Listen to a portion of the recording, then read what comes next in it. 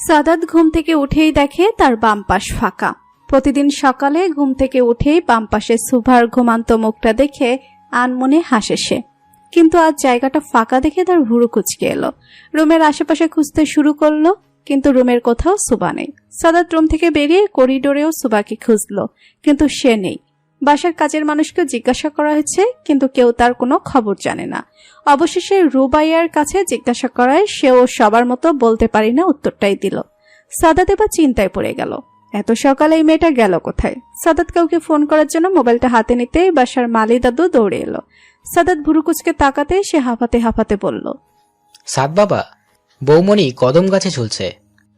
সাদাতের চোখ বড় বড় হয়ে গেল। গাছে ঝুলছে মানে? সাদাত কারো অপেক্ষা না করেই দৌড়ে বেরিয়ে গেল বাগানে।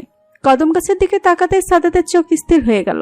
আস্তে আস্তে এগিয়ে গেল সেদিকে। আর সুবা, সে চোখ বন্ধ করে চিল্লাচ্ছে, কেউ আমাকে নামাও রে, আমি এখানে অসহায় ঝুলন্ত এক নারী, কেউ।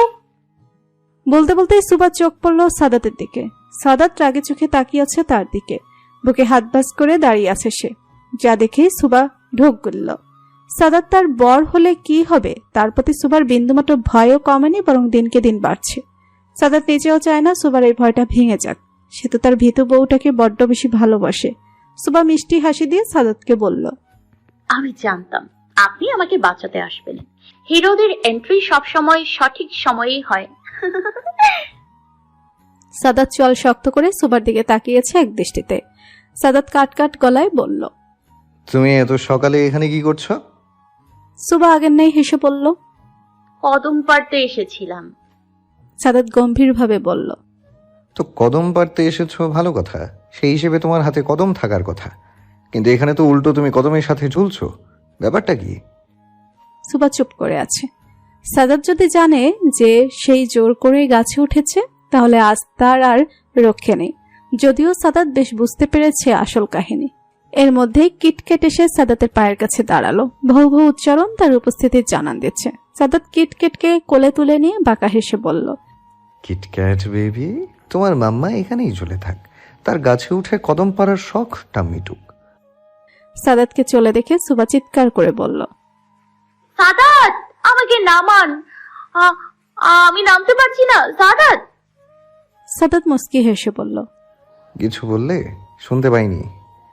সুবা জিভ দাঁত দিয়ে হালকা কামড়ে বলল, ও বর সাহেব, নিয়ে যাও না সাথে করে। আরে আরে, আমার হাত। বলতে না বলতে সুবা ধুম করে পড়ে গেল নিচে।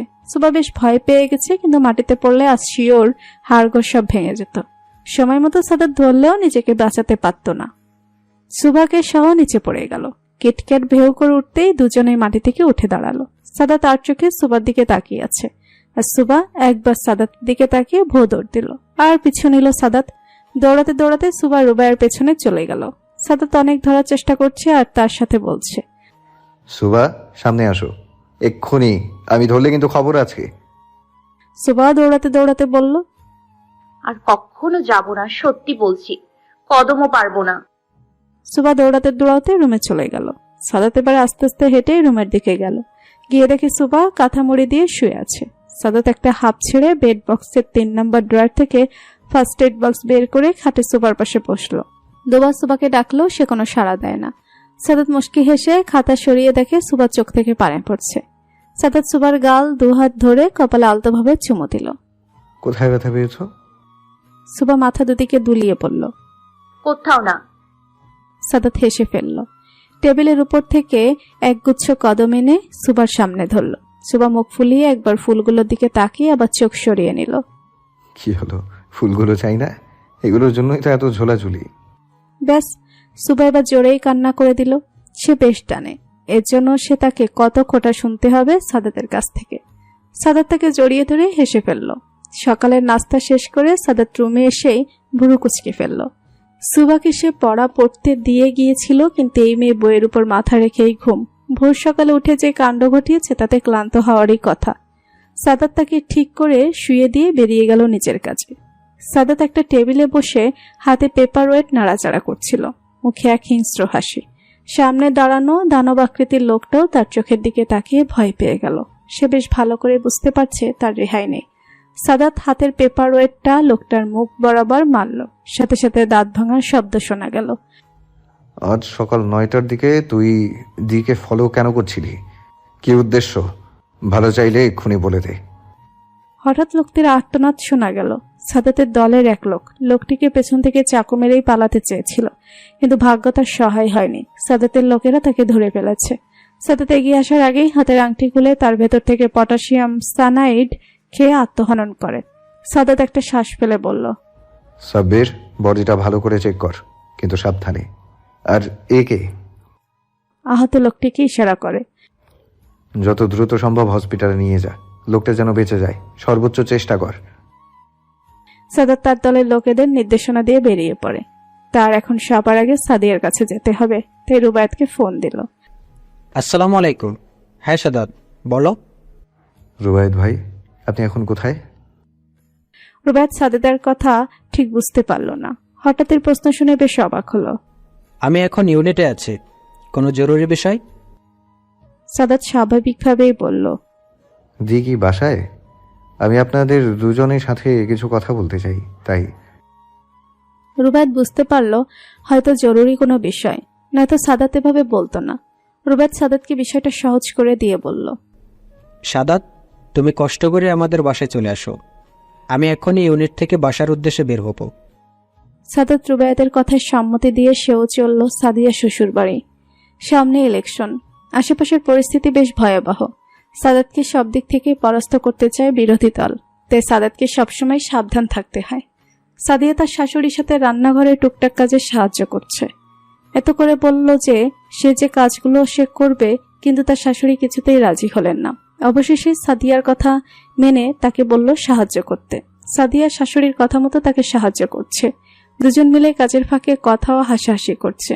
তখনই দরজায় বেল বাজলে। সাদিয়া হাতের কাজ রেখে গেল দরজা খুলে দিতে। রুবায়েত এসেছে। তাকে এত তাড়াতাড়ি আসতে দেখে সাদিয়া অবাক হলো, তাই গেল বন্ধ করতে করতে বলল, আজ এত তাড়াতাড়ি ফিরলে যে, শরীর ঠিক আছে? রুবায়েত হালকা হাসলো। পাশের সোফায় বসে জুতো খুলতে খুলতে বলল, শরীর ঠিক আছে গো বউ, কিন্তু মন একটুও ঠিক নেই। রুবায়েত পরক্ষণে জুতো পাশে রেখে সাদিয়ার দিকে তাকিয়ে বাঁকা হেসে বলল, আছে নাকি তোমার কাছে আমার মন ভালো করার ওষুধ? সাদিয়া লজ্জা পেয়ে হেসে রান্নাঘরের দিকে ছুটল, নয়তো আরো লজ্জা দিত রুবায়েত তাকে। এই গম্ভীর লোকটাকে সাদিয়া অজান্তে প্রচন্ড রকমের ভালোবেসে ফেলেছে। সাদিয়া আর তার রুবায়েতের সম্পর্কটা বেশ এগিয়ে নিয়ে গেছে। ভালোবাসার অনুভূতিগুলো একদম শীর্ষে। সাদিয়া প্রার্থনা করে যেন সুখটা সবসময় বজায় থাকে। রুবায়েত রুমে গিয়ে ফ্রেশ হয়ে নিল। সাদাত এখনো বাসায় পৌঁছায়নি, তাই তাকে ফোন করার জন্য হাতে মোবাইলটা নিতেই দরজায় কলিং বেল বাজলো। রুবায়েত নিজেই গেল দরজা খুলতে। সাদাত এসেছে। সাদিয়া তার ভাইকে দেখে প্রচন্ড খুশি। সে ব্যস্ত এটা সেটা দিয়ে ভাইয়ের আপ্যায়নে। সাদাত বাসার সবার সাথে কুশল বিনিময় করে রুবায়েতকে ইশারা করলো। রুবায়েত ইশারা বুঝে পড়ল। সাদিয়া, একটু আমাদের রুমে চা নিয়ে এসো তো। আমি আর সাদাত রুমেই আছি। সাদিয়া তার স্বামীর কথায় সম্মতি দিয়ে এগিয়ে গেল রান্নাঘরে। রুবায়েত আর সাদাত পাশাপাশি বিছানায় বসে আছে। সাদাত, কি হয়েছে? বুঝতে পারছি বিষয়টা হয়তো গুরুত্বপূর্ণ, কিন্তু কি নিয়ে তা ঠিক বুঝতে পারছি না। সাদাত কিছু বলবে তার আগে সাদিয়া চা নিয়ে রুমে এলো। সাদাত সাদিয়াকে উদ্দেশ্য করে বলল, দি, বস এখানে।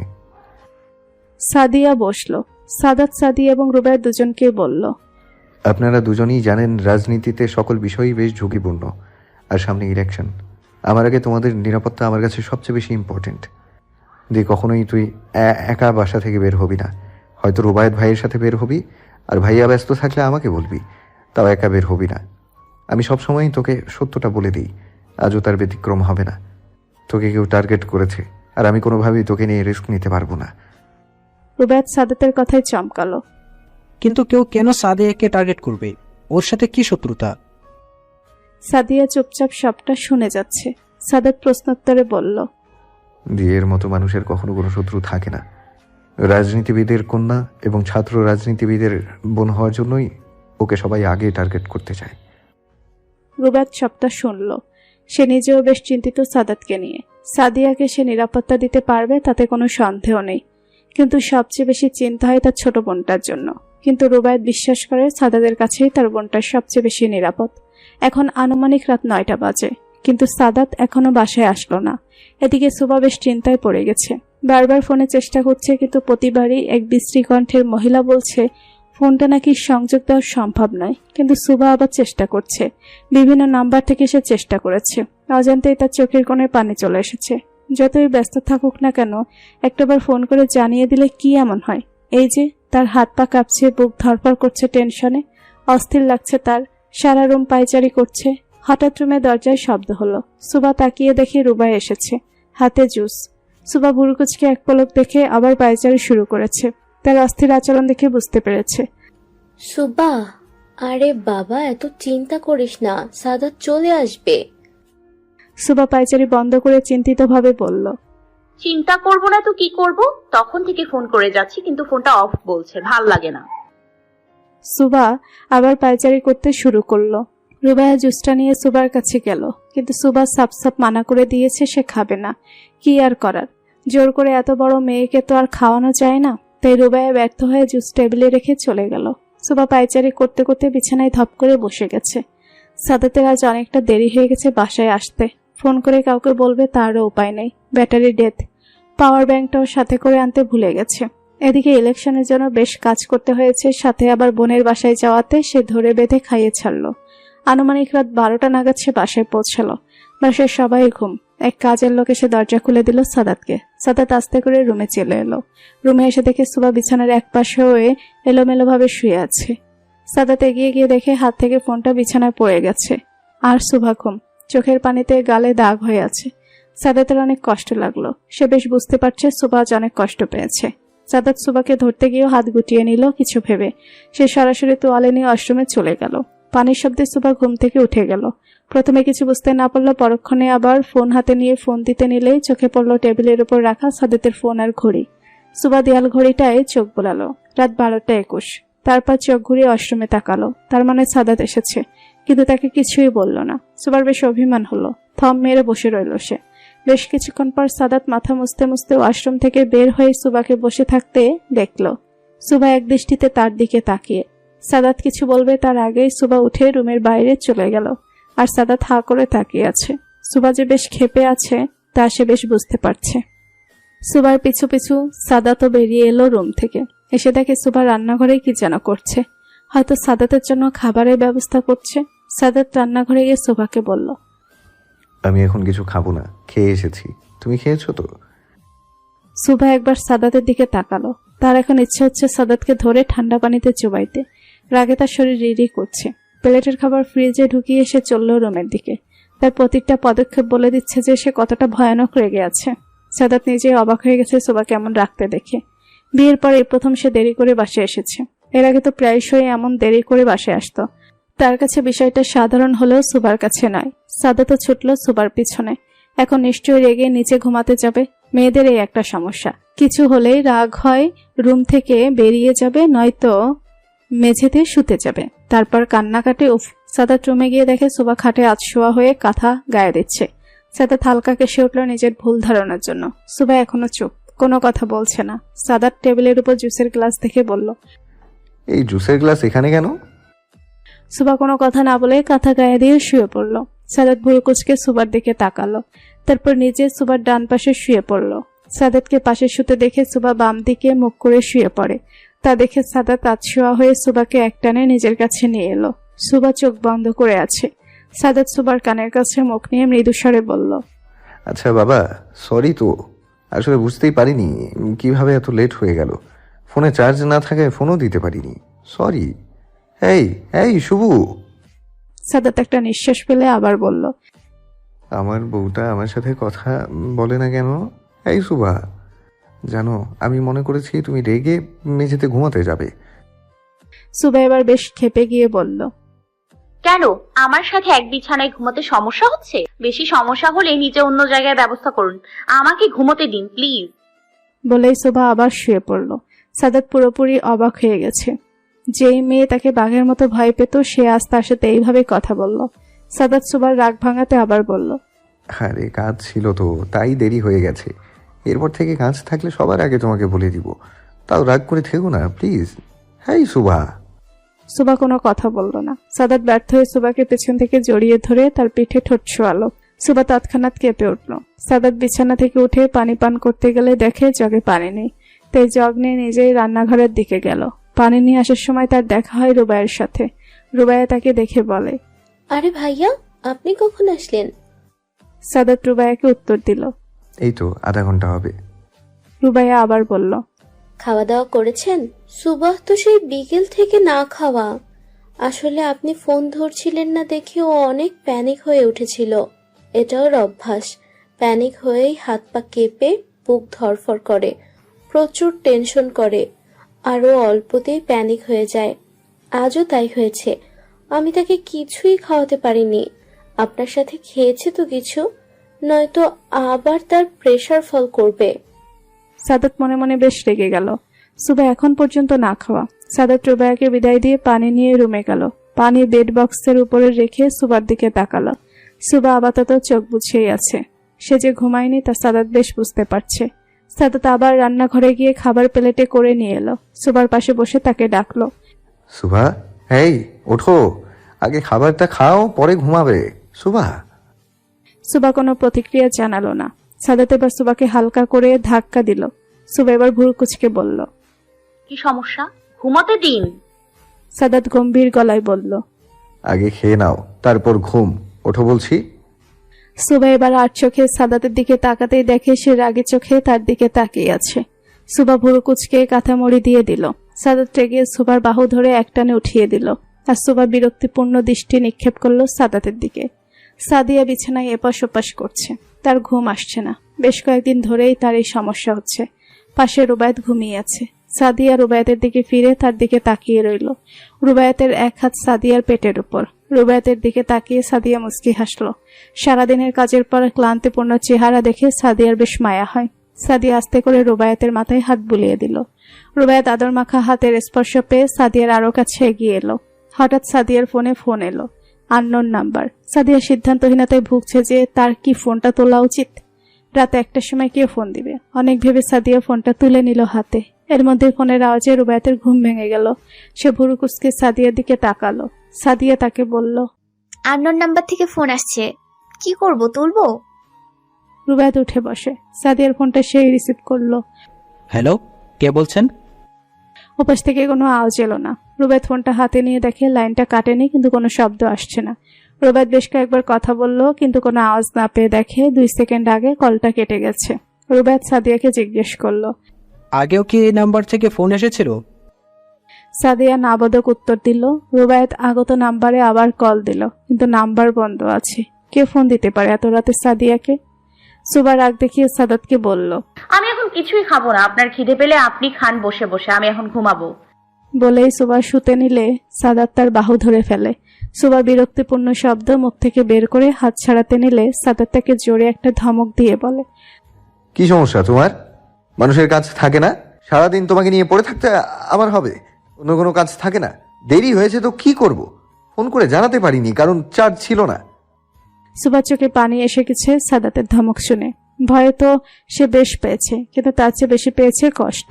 টলমলে চোখে সুবা বলল, অন্য কারো ফোন ছিল না? যাই হোক, আমি কখনোই আপনাকে বলিনি আমাকে নিয়ে সারাদিন থাকতে। আমার মনেও পড়ে না যে আমি আপনার সাথে কখনো সারাদিন একসাথে কাটিয়েছি। তবু আজ এই কথা শুনতে হলো। আমি বুঝতে পেরেছি, আর আপনাকে সরিও বলছি। আর ভাবতে হবে না আমার জন্য। সুবা আবার শুতে নিলেই সাদাত বিরক্ত হয়ে আবার বলল, আমার বাড়িতে থাকতে হলে আমার কথা শুনে চলতে হবে। আমি তোমাকে খাবার খেতে বলেছি, তাই তুমি খাবারটা খেয়েই ঘুমাবে, এটাই শেষ কথা। সুবা অবাক চোখে সাদাতের দিকে তাকিয়ে আছে। খুব শান্ত গলায় সে বলল, খোটা দিচ্ছেন? বলেই সুবা তার হাত থেকে প্লেট নিয়ে বিছানা থেকে নেমে নিচে বসে খাবারটা শেষ করলো। মাঝে বেশ কয়েকবার বিষম খেয়েছে, কিন্তু তাতে তার কোনো ভ্রুক্ষেপ ছিল না। যতবার সাদাত সামলে নিতে চেয়েছে, সে সাদাতের থেকে দূরে সরে গেছে। নিচে প্লেট রেখে এসে সুবা চুপচাপ ঘুমিয়ে গেছে। সাথে তার চোখের জলে ভিজেছে বালিশের কভার। সাদাতেরও মন ছিল বিষণ্ণ। সকাল থেকেই সুবার মন বেজায় ভারী। সাদাতের সাথে কথাই বলছে না। আশ্চর্যভাবে সাদাত কোনোভাবেই সুবার মান ভাঙানোর চেষ্টাও করছে না। তা থেকে সুবার অভিমানী মন যেন আরো অভিমানী হয়ে উঠল। সাদাত খুব সকালে বেরিয়ে গেল বাসা থেকে। সুবা সকালে কিছু না খেয়ে ভার্সিটির জন্য রওনা হলো। রুবাইও তাকে কিছু খাওয়াতে পারল না। সুবাকে বাসা থেকে বের হতে দেখে ড্রাইভার কাকা এগিয়ে আসে। বৌমনি, চলো, গাড়ি রেডি, তোমার ভার্সিটি দিয়ে আসি। সুবা মুস্কি হাসি দিয়ে বলল, ধন্যবাদ কাকা, কিন্তু আমি একাই চলে যেতে পারবো, শুধু শুধু কষ্ট করতে হবে না। ড্রাইভার কাকা ইতস্তত করে বলল, কি যে বলো বৌমনি, সাদ বাবা বলি গেছে তোমাকে যেন পৌঁছাইয়া দিয়ে আসি, নয়তো বুঝোই তো সে রাগী মানুষ, আমার চাকরির সমস্যা হয়ে যাবে না। সুবা হালকা হাসলো, কিন্তু সে হাসিতে কোনো প্রাণ ছিল না। কিছুই হবে না কাকা, আজ আমার রিকশায় যেতে মন চাইলো, তাই আজ রিকশা দিয়েই যাই, আমার সমস্যা হবে না। সুবাকে ড্রাইভার কাকা অনেক জোর করার পরও সুবা একাই বেরিয়ে গেল। সামনের রাস্তা থেকে রিকশা ডেকে উঠে পড়ল সে। সুবা যেতে ড্রাইভার কাকা সাদাতকে ফোন করলো। সাদ বাবা, বৌমনি আমার কোনো কথাই শুনল না, আমি অনেক করে কইছি, তাও একই, রিক্সা ডাইকা চলে গেল। সাদাত রেগে গেলেও চুপ থাকলো। এই মেয়ে কি তাকে শাস্তি দিবে না? সাদাত নিজের গাড়ির চাবি নিয়ে অফিস থেকে বেরিয়ে গেল। রুবায়েত ক্যান্টনমেন্ট যাবে, তাই পোশাক পরে তৈরি হচ্ছে। হঠাৎ করেই তার সিও তাকে জরুরি তলব করেছে। রুবায়েত কিছু একটা ভেবে সাদিয়াকে ডাক দিল। সাদিয়া, একটু এদিকে আসো তো। সাদিয়া রান্নাঘরে রান্না রেখে রুমে ছুটে এলো। হ্যাঁ বলো, কিছু দরকার? রুবায়েত সাদিয়ার দিকে তাকিয়ে বলল, তোমার ফোনটা আমি নিয়ে যাচ্ছি। ওই ড্রয়ারে একটা বাটন ফোন আছে, এটা এমনিতেই বাসায় পড়ে থাকে। আমার একটা সিমও কানেক্ট করা আছে, যদি ফোন দিতে হয় তো ওটা দিয়ে দিও, নয় আম্মুর থেকে ফোন নিও। আজ তো মনে হয় আম্মুর অফ ডে। সাদিয়া হোম বলে তার ফোনটা রুবায়েতকে এগিয়ে দিল। রুবায়েত মুস্কি হেসে সাদিয়ার কপালে ঠোঁট ছোঁয়ালো। সাদাত ভার্সিটিতে এসেছে প্রায় আধা ঘন্টা হয়ে গেল, কিন্তু সুভা এখনো পৌঁছায়নি। সাদাত ভিতরে খোঁজ পাঠালেও সুভার দেখা মেলেনি, তাই সাদাত ক্যাম্পাসের মেন গেটেই দাঁড়িয়ে রইল। সুভার ক্লাস 10টা থেকে, কিন্তু এখন 10:10 বাজে। এর আগে কখনোই সুভা এমন দেরি করেনি। সাদাত তখন থেকে সুভাকে ফোন করে যাচ্ছে, কিন্তু ফোনটা অফ বলছে। প্রথমে ভেবেছে হয়তো রাগ করে ফোন অফ রেখেছে, কিন্তু এবার সাদাতের রীতিমতো চিন্তা হচ্ছে। সে তার এক জুনিয়রের থেকে তার বাইকটা নিয়ে বেরিয়ে পড়ল। কোথাও সুভাকে পেল না সাদাত। সাদিয়াকেও ফোন করেছে যে সেখানে আছে কিনা, কিন্তু না, সুভাকে কোথাও পাওয়া যাচ্ছে না।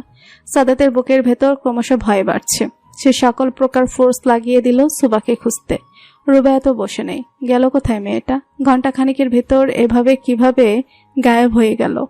সাদাত অস্থির হয়ে সুভাকে খুঁজে চলেছে। ফোনের উপর ফোন দিচ্ছে, কিন্তু এই মেয়ের কোনো খোঁজ পাওয়া যাচ্ছে না। হঠাৎ করে সাদাতের মনে হলো তার বুকে মাত্রাতিরিক্ত খালি খালি লাগছে। এই অসহ্য যন্ত্রণা হচ্ছে। ইচ্ছে হচ্ছে সবকিছু তছনছ করে দিতে। সাদাত বাইকে করে ভার্সিটির ডান দিনে একটা লেক আছে, সেদিকে ছুটছে। তার হাত রীতিমতো কাঁপছে। একটু অন্যমনস্ক হতেই ঘটল এক দুর্ঘটনা। যদিও বাইকের গতি সঠিক সময়ে ঘুরিয়ে নেওয়ায় আঘাতটা শুধু সাদাতের লেগেছে, কিন্তু সামনে তাকাতেই দেখতে পেল ক্ষতবিক্ষত অবস্থায় সুবাকে। সুবা সাদাতকে দেখেই দৌড়ে এসে তাকে চাপড়ে ধরেছে। সাদাত ভয় পেয়ে গেছে সুবাকে এভাবে দেখে। সুবা সারা শরীর কাঁপছে। সাদাত নিজেও সুবাকে চাপড়ে ধরল। সুবার চোখ বেয়ে পানি ঝরছে। সাদাত সুবার দুগালে হাত দিয়ে চোখের পানি মুছে দিল। তারপর অস্থির কণ্ঠে বলল, কি হয়েছে সুভা? তোমার এই অবস্থা কি করে হলো?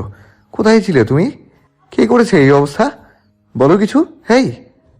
সাদাত নিজেও বুঝতে পারছে না যে সে অস্থিরতার কারণে খুব ধমকের স্বরেই কথাগুলো বলে ফেলেছে।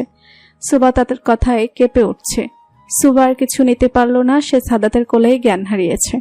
সাদিয়া, রুবায়েত সহ বাড়ির সবাই উপস্থিত হয়েছে হাসপাতালে। সাদাতকে বিধ্বস্ত অবস্থায় বসে থাকতে দেখে তার দিকে এগিয়ে গেল সাদিয়া। তার মনটা বেশ অস্থির। যখন থেকে শুনেছে সুবার অবস্থা, তখন থেকে আল্লাহর কাছে তার জন্য দোয়া করছে। সাদাত এক মনে কত কিছু ভেবে যাচ্ছে। কি হয়েছিল সুবার সাথে? কে নিয়ে গিয়েছিল তাকে? সাদিয়াটাকে সাদাত আর তাকে ডাক দিল, তাকালো। সাদ, চিন্তা করিস না, সুভা ঠিক হয়ে যাবে। কিন্তু কিছুতেই বুঝতে পারছি না সুভা হঠাৎ করে কিভাবে উধাও হলো, আবার ফিরেও এলো এইভাবে। এখন তো শুধু ওর নিজে এই প্রশ্নের উত্তরগুলো দিতে পারবে। সাদাত শুধু একবার সাদিয়ার দিকে তাকিয়ে মাথা নাড়ল। সাদিয়া তার ভাইয়ের পাশে বসে রইল। তার মাথাটা ঘুরছে। হাসপাতাল এমন একটা জায়গা যেখানে সুস্থ মানুষ গেলেও পরিবেশ আর হাহাকারে অসুস্থ অনুভব করে। বেশ কিছুক্ষণ পর একজন মহিলা ডাক্তার সুবার কেবিন থেকে বেরিয়ে এলেন। সে পরিবারের সকলের মাঝ থেকে শুধুমাত্র সাদাতকে ডাকলো। সাদাত এগিয়ে আসতেই তাকে বলল, প্লিজ আপনি একটু আমার কেবিনে আসুন, কিছু জরুরি কথা বলার ছিল। সাদাত যেন আরো এলোমেলো হয়ে গেল। তার অনেক ভয় লাগছে, তবুও সাহস করে এগিয়ে গেল ডাক্তারের কেবিনে। দেখুন মিস্টার সাদাত, আপনি সুবার হাজবেন্ড, তাই আপনাকেই কথাটা বলছি। শোভাকে মোলেস্ট করার চেষ্টা করা হয়েছে, যদিও তারা পুরোপুরিভাবে সফল হননি, কেননা তার জননাঙ্গলে আমরা কোনো প্রকার ক্ষতি পাইনি। কিন্তু শোভার মানসিক অবস্থা অনেকটাই খারাপ। তার জ্ঞান ফেরার পর সে ঠিক কিভাবে আচরণ করবে তা এখন বলা যাচ্ছে না, কিন্তু তার সাথে আপনাদের নর্মাল আচরণ করতে হবে, বিশেষ করে আপনাকে। সাদাত চুপচাপ সবটা শুনল। আস্তে আস্তে তার হাতের মুঠ শক্ত হয়ে এলো। সে ডাক্তারের দিকে তাকিয়ে কঠিন গলায় বলল, আমি আমার সুভাকে সুস্থ অবস্থায় দেখতে চাই, বাকিটা আমি বুঝে নেব। সাদাত ঝড়ের গতিতে কেবিন ত্যাগ করল। কাউকে কিছু না বলেই হাসপাতাল থেকে বেরিয়ে গেল। সবাই সন্দেহজনকভাবে তাকিয়ে রইল তার যাওয়ার দিকে। প্রায় ঘন্টা দুয়েক পরে সাদাত সাদিয়ার ফোন পেয়ে ছুটে এলো হাসপাতালে। এসে দেখে বিধ্বস্ত অবস্থায় সুবা অস্থির আচরণ করছে। সে কাউকে সহ্য করতে পারছে না। সামনে যা পাচ্ছে তাই এর গায়ে ওর গায়ে ছুঁড়ে মারছে। হাত থেকে ক্যানুলা খুলে ফেলায় সেখান থেকে ফিনকি দিয়ে রক্ত পড়ছে, কিন্তু তাতে তার কোনো ভ্রুক্ষেপ নেই। হঠাৎ একটা কাচের স্যালাইনের বোতল হাতে ছুঁড়ে ফেলবে এমন সময় সাদাতকে দেখে থেমে যায়। সাদাত সুবার দিকে তাকিয়ে থমকে গেছে। তার সারা মুখ লাল হয়ে আছে, বাম হাত বেয়ে রক্ত ঝরছে। সাদাতকে দেখে সে বোতলটা আস্তে করে পাশের টুলে রেখে দিল। আস্তে আস্তে সাদাতের কাছে এসে তাকে জড়িয়ে ধরে কান্না শুরু করলো। এই কান্না সহ্য করার ক্ষমতা হয়তো কারোরই নেই। তার কান্নায় হাহাকার স্পষ্ট। সাদাত চুপ করে আছে। সুবার কান্নার গতি কমে আসলে সে আস্তে করে সুবার হাত ধরে তাকে বিছানায় বসিয়ে দেয়। সুবাও বাধ্য মেয়ের মতো আচরণ করছে। সাদাত চুপচাপ ডাক্তারকে ইশারা দিতে সে এসে সুবাকে চিকিৎসা দিচ্ছেন।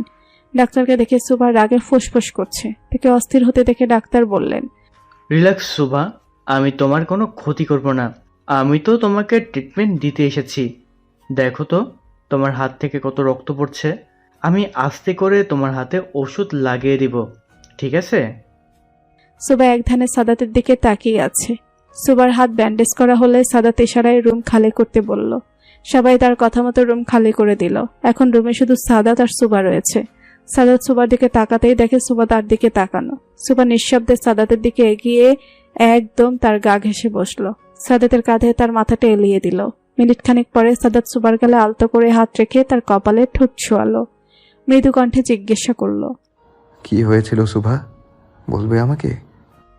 সুবা চোখ বুজে কিছুক্ষণ শ্বাস নিল। সে অস্থির হয়ে পড়ছে দেখে সাদাত তাকে আশ্বস্ত করে বলল, আচ্ছা, এখন বলতে হবে না, তুমি তোমার ইচ্ছে মতো বলো। কিছুক্ষণ দুজনেই চুপ ছিল। রুমে শুধু এসির শব্দ ছিল। কিছুক্ষণ পর সাদাত তার কাঁধের দিকে তাকাতেই দেখে সুবা ঘুমিয়ে গেছে। সাদাত ভেবেছিল হয়তো তখনই কিছু জানতে পারবে, কিন্তু এখন কোনোভাবেই সুবাকে ঘুম থেকে তুলে অস্থির করা যাবে না। তাই সুবাকে আস্তে বিছানায় শুয়ে দিয়ে সে কেবিন থেকে বের হলো। সবাই তার দিকে প্রশ্নবোধক চাহনি দিল। উত্তরে সে শুধু একটা নিঃশ্বাস ছাড়ল। সাদাতকে সবাই ঘিরে ধরে প্রশ্ন করছে যে সুবা এখন কি অবস্থায় আছে, কিন্তু সাদাতের মনমরা মুখটা দেখলেই সবাই আরো বেশি উত্তেজিত হয়ে পড়ছে। সাদাত শুধু একটা কথাই বলল, সুভা ভালো নেই, তার আমাকে প্রয়োজন, খুব বেশি ভয় পেয়েছে সে। বলে হাসপাতালের রাখা চেয়ারের সারিতে গিয়ে ধপ করে বসে পড়ে। সাদিয়া গিয়ে তার ভাইয়ের পাশে বসে তার কাঁধে হাত রাখলো। সাদাত সাদিয়াকে জড়িয়ে ধরে চোখ বুঝল। সাদিয়া সাদাতের মাথায় হাত বুলিয়ে নরম গলায় বলল, সাদ, তোকেই তো শক্ত হতে হবে। আমার ভাই তো এত ভেঙে পড়ার মানুষ না। সাদাত চোখ বন্ধ থাকা অবস্থায় কাঁপা কণ্ঠে বলল, দি, আমার ভাবতেই গা শিউরে উঠেছে, আমার ভাবতেই গা শিউরে উঠছে। ওরা আমার সুবাহার সাথে ঠিক কি আচরণ করেছে আমি ভাবতেই পারছি না। আমি একটাকেও ছাড়ব না, এখন শুধু সুভার বলার অপেক্ষা। সাদিয়া হোম বলে একটা নিঃশ্বাস ছাড়ল। তার মাথাটা ঝিমঝিম করছে। হাসপাতালের ভোটকা গন্ধের দরুন তার প্রচন্ড বমি পাচ্ছে। তাকে এমন অস্থির আচরণ করতে দেখে সাদাত সাদিয়াকে ছেড়ে বুড়ো কুচকে তার দিকে তাকালো। সাদিয়ার থাকতে না পেরে মুখ চেপে ধরে ওয়াশরুমের দিকে দৌড় দিল। তাকে দৌড়াতে দেখে রুবায়াতও তৎক্ষণাৎ তার পিছু ছুটল। সাদাত রুবায়াতকে যেতে দেখে সে ধীর গতিতেই গেল।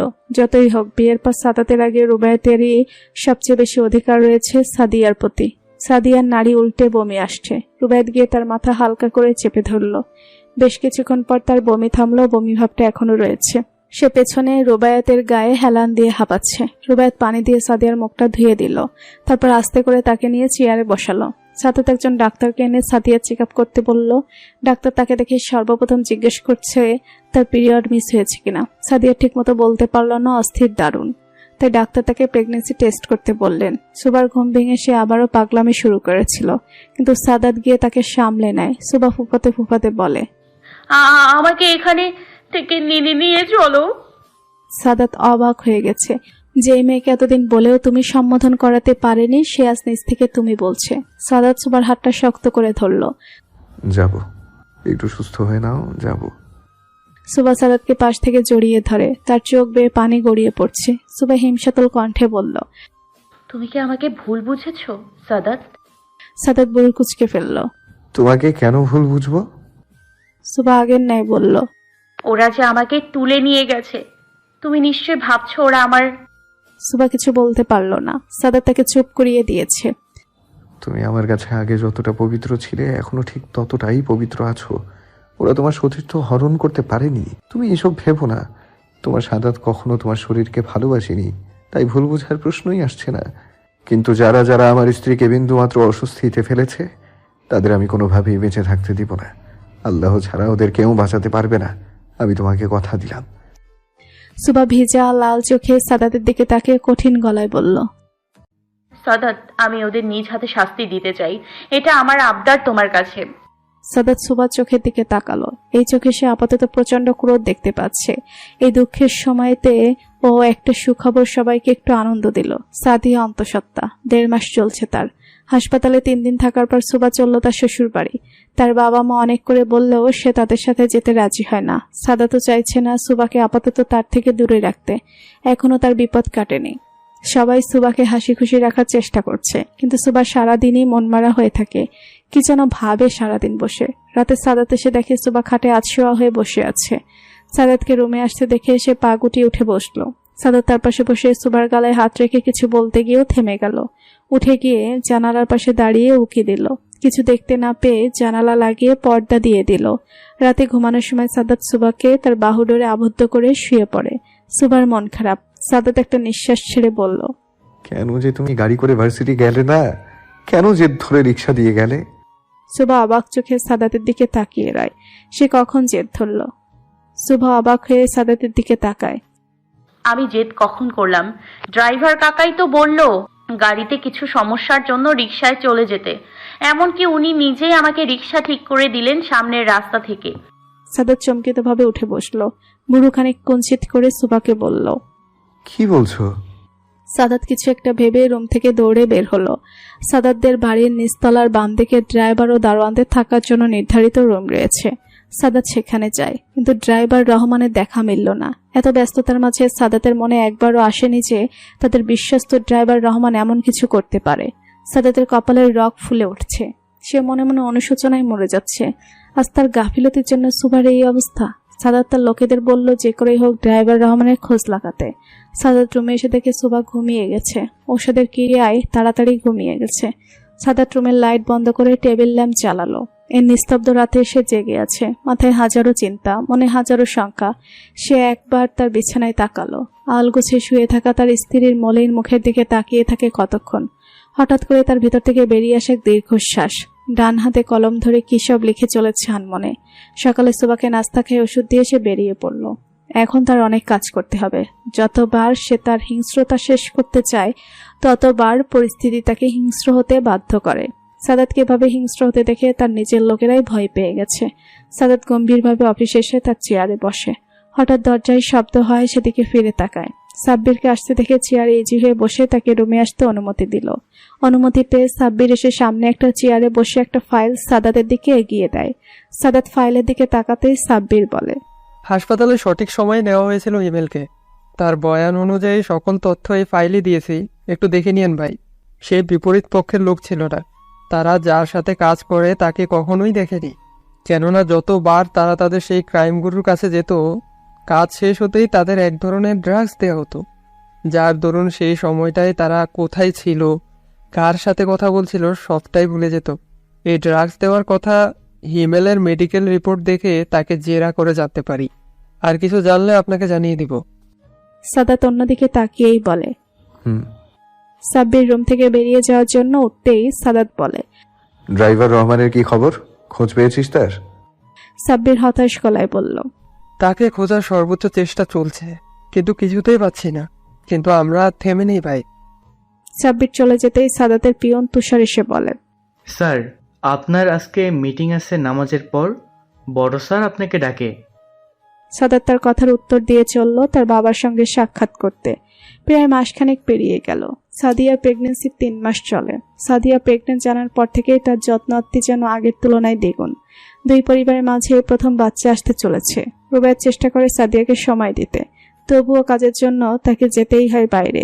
সাদিয়া সারাক্ষণই ভয়ে থাকে তার ভাই এবং স্বামীকে নিয়ে। দুজনের কাজেই রয়েছে অনেক ঝুঁকি। সময় করে শাশুড়িকে নিয়ে চলে যায় তার বাপের বাড়ি। সুভাকে সময় দেয়, তোর মান ভালো করার চেষ্টা করে, কিন্তু সুভার মন মরা মুখটা দেখলেই সাদিয়ার বুকটা খাখা করে ওঠে। একটা বিষয় সকলে লক্ষ্য করেছে যে সুভা সাদিয়ার বিষয়ে খুবই যত্নশীল। বাচ্চাটার জন্য সে নিজে অনেক আগ্রহ করে অপেক্ষা করছে। সাদিয়া সুভার আগ্রহ দেখে মুস্কি হাসে। সাদাত কাজ শেষ করে সাদিয়ার সাথে দেখা করতে যায়। এটা তার প্রতিদিনের কাজ বলা চলে। সাদিয়া তার ভাইকে দেখে আহ্লাদে আটখানা হয়ে রয়, ব্যস্ত হয়ে পড়ে তার যত্ন আত্তিতে। সাদিয়া সাদাতকে বেশ সচেতনভাবে বলে, সাদ, আমার মনে হয় সুভার একটা বাচ্চা প্রয়োজন। সাদাত চমকে বলে, কি বলো এগুলো দি? সাদিয়া আগের ন্যায় বলে, হ্যাঁ, তুই বুঝতে চেষ্টা কর। একটা বেবি আসলে সুভার মন আরো ভালো হয়ে যাবে। সারাদিন তার একা থাকা লাগে, একটা বেবি থাকলে আর ওই একাকিত্বটা অনুভব হবে না। সাদাত নিঃশ্বাস ছেড়ে বলে, দি, সোহা এখনো বাচ্চা একটা মেয়ে, আর ও কি বাচ্চা সামলাবে? ওর তো পড়াশোনাও শেষ হয়নি, আর ওর জন্য কিটক্যাট তো আছেই। আবার এখন বাচ্চার কি প্রয়োজন? সময় হলে তখন বাচ্চা নেওয়া যাবে। সাদিয়া অনেক চেয়েও তার ভাইকে বুঝতে পারলেন না। সাদাত রাতে বাসায় ফিরে দেখে সুভা গুনগুন করে গাইছে আর ঘর গজাচ্ছে। এক মুহূর্তের জন্য সাদাতের মনে হলো তাদের জীবনে কোনো সমস্যা নেই। সে আগে যেমন সুভার গুনগুনানি সারা ঘরময় বাঁচত, আজও তেমনই একদিন। সাদাত মুস্কি হাসে। সুভা তাকে দেখে এগিয়ে আসে। সুভাকে এতদিন ক্ষুণ্ণ মনে থাকতে দেখে কিটক্যাটও চুপচাপ থাকতো, কিন্তু আজ সেও তার মায়ের পিছু পিছু রয়েছে। সুভা সাদাতের হাত ধরে তাকে খাটে বসায়, তারপর নিজে মেঝেতে বসে সাদাতের কোলে মাথা রাখলো। সুভার দেখা দেখি কিটকাট খাটের উপর উঠে সাদাতের গা ঘেঁষে মাথায় এলিয়ে দিল। এদের কাণ্ড দেখে সাদাত হালকা হাসলো। দুজনের মাথায় হাত বুলিয়ে জিজ্ঞাসা করলো, কি ব্যাপার? আজ মা বাচ্চা দুজনেই আদর খেতে চলে এসেছে। সুভা একটা শ্বাস ফেলল, সাদাতের দিকে তাকিয়ে বলল, এমনি মন চাইলো তাই। তুমি ফ্রেশ হয়ে এসো, আজ তোমাকে অনেক কিছু বলার আছে। সাদাত অবাক হয়ে সুভার দিকে চেয়ে রয়। সাদাতের দিক থেকে চোখ ঘুরিয়ে সুভা অন্যদিকে তাকিয়ে বলতে শুরু করলো, সেদিন আমাকে যখন ড্রাইভার কাকা রিক্সা করে দিল, সে ইতস্তত করছিল। আমি তেমন কিছু মনে না করে রিক্সা করে ভার্সিটির উদ্দেশ্যে রওনা হই। রিক্সা প্রথমে ধীরেই চলছিল, কিন্তু আস্তে আস্তে এর গতি বাড়তে লাগলো। আমি যখন বললাম আস্তে রিক্সা চালাতে, লোকটা আস্তেও তো দূর, বরং আরো আরো জোরে চালাতে শুরু করলো। হঠাৎ মুখের ওপর তারা ক্লোরোফর্ম স্প্রে করলো। এর উদ্ভট গন্ধেই বুঝতে পেরেছি আমি। তখনই বুঝে যাই যে আমার সাথে খারাপ কিছু হতে চলেছে, কিন্তু চিৎকার করার সময়ও পেলাম না। দুই পাশ থেকে 2টা মাইক্রোবাস এসে এমন ভাবে চেপে ধরলো যে সুভা ঢোক গিলল। সে সামান্য কিছুতে আতঙ্কিত হয়ে যায়, আর এখানে তার সাথে এত ভয়ঙ্কর ঘটনা ঘটেছে। সাদাত সুভার কাঁধ ধরে বলে, হয়েছে, আজ আর বলতে হবে না। সুভা হালকা এসে চোখ খুলে সাদাতের কোলে মাথা দিয়ে শুয়ে আবার বলে, মনে হচ্ছিল ওই দিনই আমার শেষ দিন। আমি তাও চিৎকার করেছি, কিন্তু লোকে কিভাবে শুনবে। বাস 2টা অনেক হর্ন দিচ্ছিল। ততক্ষণে ক্লোরোফর্মও কাজ করা শুরু করে দিয়েছে। হাত পা অবশ হয়ে আসে। আমি ঢলে পড়ে যেতে নিতেই রিক্সা তৎক্ষণাৎ থেমে যায়, আর কেউ আমাকে কোলে তুলে নেয়। যখন জ্ঞান ফেরে তখন এক অন্ধকার রুমে নিজেকে আবিষ্কার করি। জায়গাটা অনেক অন্ধকার ছিল, চারপাশে ভোটকা গন্ধ নাকে আসছিল। আমাকে মেঝেতেই শুয়ে রাখা হয়েছিল। আস্তে উঠে দেখি রুমটা একদম ফাঁকা। চিৎকার করতে যেয়ে ভাবলাম এখানে আমার চিৎকার শোনার কোনো মানুষ নেই। যারা রয়েছে তারা জানোয়ার ছাড়া কিছুই না। আস্তে আস্তে আশেপাশে তাকিয়ে ভাবতে শুরু করলাম এখান থেকে কি করে বের হব, কিন্তু উপায় পাচ্ছিলাম না। তখন দেখতে পেলাম একটা ভাঙা দরজা। দরজাটা খুলতে ক্যাচ ক্যাচ করে শব্দ তৈরি হতেই জানোয়ারগুলো টের পেয়ে যায়। আমি দৌড়াবার আগেই আমার চুলগুলো টেনে ধরে। দেখো, এইভাবে। সুভা হাত দিয়ে দেখায় তারা ঠিক কিভাবে চুল ধরেছিল। চোখের কোণে পানি এসে ভিড় করেছে বহুক্ষণ আগে। সাদাত সুভার হাত টেনে তার কাছে এনে কপালে ঠোঁট ছুঁয়ে রাখে। তার চোখ লাল হয়ে আছে। সুভা কিছুক্ষণ শব্দ করে কাঁদে। তার কান্না বেগ কিছুটা কমে এলে আবার বলে, আমার চুল ধরে টেনে মেঝেতে ফেলে দেয়। অকথ্য ভাষায় গালি দিতে থাকে। ওরা একদলে 4-5 জন হবে। আমি অনেক চেষ্টা করি, ওদের কাছে মিনতি করি, তবুও তাদের পাষাণ হৃদয় গলতে অক্ষম। হঠাৎ করে একটা লোক এসে আমার কোমর স্পর্শ করে, খুবই বাজে ভাবে। তার মুখ আমার গলায় ছোঁয়াতে চায়। আমি চেষ্টা করতে থাকি নিজেকে ছাড়াতে, কিন্তু সামনের লোকটা ছটফট করতে থাকে আমার কাছে আসার জন্য। ওই লোকটা আমার চুল ধরেছিল। ওর মধ্যেই সামনে দাঁড়িয়ে থাকা একটা লোক সেই লোকটাকে উদ্দেশ্য করে বলে, কবির টাইম বাজা, স্যারে কইছে মায়া ডারে কিছু করুন যাইব না, অক্ষত দিতে কইছে। পাশে থেকে আরেক লোক বলল, আরে কবিরের জীবনেও ওই মাইয়াগুছ হয় নাই, তাই এইভাবে দেখা এর মেশিন খারাইয়া গেছে। আমি এত বিশ্রী ভাষা নিতে পারছিলাম না। পাশে তাকাতেই দেখি একটা চেয়ারের ভাঙা অনেক অংশ পড়ে আছে। আমি আমার উপর লোকটার ঘাড়ে এক বিশ্রী কামড় বসিয়ে দিতেই লোকটি জোরে আর্তনাদ করে পাশে গড়িয়ে পড়ল। তাড়াতাড়ি উঠে গিয়ে সেই ভাঙা অংশগুলো থেকে একটা অংশ উঠিয়ে পেটাতে শুরু করলাম সামনে যাকে পাচ্ছি তাকে। পেটাতে পেটাতেই সেই দরজা দিয়ে অনেক কষ্টে বের হয়ে দৌড় দিয়েছি। আগে পিছিয়ে ডানে বামে কিচ্ছু দেখিনি, কিন্তু বের হওয়ার আগে আমি সেই কবির নামের লোকটার লজ্জাস্থানে সর্বশক্তি দিয়ে আঘাত করে এসেছি। আমার আমানত জোয়ার মতো দুঃসাহস করেছে সে। পরে দৌড়তে দৌড়তে তোমার সামনে এসে পড়েছি।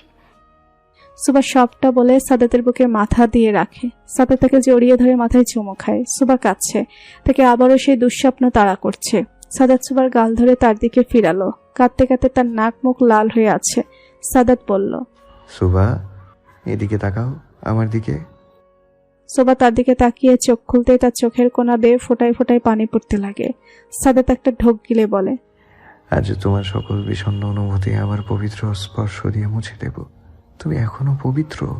আজ থেকে তোমার মনে আর কোনো সংশয় থাকবে না। আজ আমি তোমাকে আমার মতো করে স্পর্শ করব, যেন সেই কালো প্রহর তোমার মনেই না আসে। সুবা লজ্জা পেল। কিটক্যাট কি বুঝলো জানা নেই, তবে সে সাদাতের দৃষ্টি পেতেই আস্তে করে রুমের বাইরে চলে গেল। সাদাত উঠে রুমের দরজা লাগিয়ে সুবার কাছে এসে তাকে কোলে তুলে ওয়াশরুমের দিকে হাঁটা দিল। সুবা লজ্জায় সাদাতের বুকে বিনা সংকোচে মুখ গুজল। এক দীর্ঘ ভালোবাসাময় রাত কাটল সুভার। এখনো সে সাদাতের বাহুডোরে আবদ্ধ। বাইরে আকাশটা মেঘাচ্ছন্ন। ঠান্ডা বাতাসে পর্দাগুলো বিনা বাধায় উড়ে চলেছে। সকালটা বড্ড স্নিগ্ধ লাগছে। সুবা উঠে বসে, গায়ের চাদরটা আরেকটু চেপে ধরে নিজের গায়ে। ডান পাশে সাদাত গভীর ঘুমে। সুবা শুনেছে যে স্বামী স্ত্রীর ডান পাশে এবং স্ত্রী স্বামীর বাম পাশে ঘুমানো সুন্নত। এতে সংসারে অশান্তি কমে। এর জন্য সুবা কখনোই সাদাতকে তার বাম পাশে শুতে দেয় না। সাদাতও আর তাকে ঘাটায়নি। সুবা হালকা এসে উঠে পড়ল। ডাইনিং টেবিলে খাবার পরিবেশন করছে রুবাইয়া। এর মধ্যে সুবার আগমন ঘটে সেখানে। সুবার ঠোঁটে এক তৃপ্তির হাসি ফুটে আছে। রুবাইয়া নিজের বোনকে দেখে হালকা হাসল। তার বুঝতে বাকি নেই, সুবার সাথে টুকটাক কথা বলতে বলতে দুবোনে হাতে হাতে কাজ করতে লাগলো। এর মাঝে এই ধাপ ধুপ করে হাজির হলো আরফান। সে রুবাইয়াকে ডাকে, রুবা, এদিকে একটু আসো, তোমার সাথে কথা আছে। দেখা গেল রুবাইয়া তার কথা না শুনে রান্নাঘরে চলে গেল। সুভা রুবাইয়াকে এভাবে অভিমান করতে দেখে আরফানের দিকে তাকিয়ে বলল,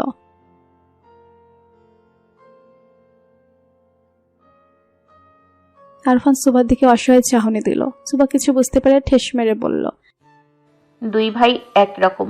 এরা পারে খালি দেরি করে বাসায় আসতে। একদম ঠিক হয়েছে। এই আপু, তুই তো এত সহজে মানবি না। 2 দিন পর বাবা হবে আর সে এখন দেরি করে বাসায় আসে, বউকে একা রাখে। আরফান অবাক চোখে তাকিয়ে থাকে। তারপর হুট করে রান্নাঘর থেকে আসা রুবাইয়াকে চাপড়ে ধরে। তার চোখে খুশির পানি। সুভা অবাক হয়ে তাকিয়ে আছে। তাহলে কি রুবাইয়া তার প্রেগন্যান্সির কথা কাল আরফানকে বলেনি? এর জন্যই তো কষ্ট করে দুবনে ঘর সাজালো, সুন্দর করে কার্ড বানালো, যাতে লেখা ছিল আমি আসছি বাবা। রুবাইয়া কেঁদে ফেললো। আরফান তার বউকে কোলে তুলে নিয়ে চলল রুমের দিকে।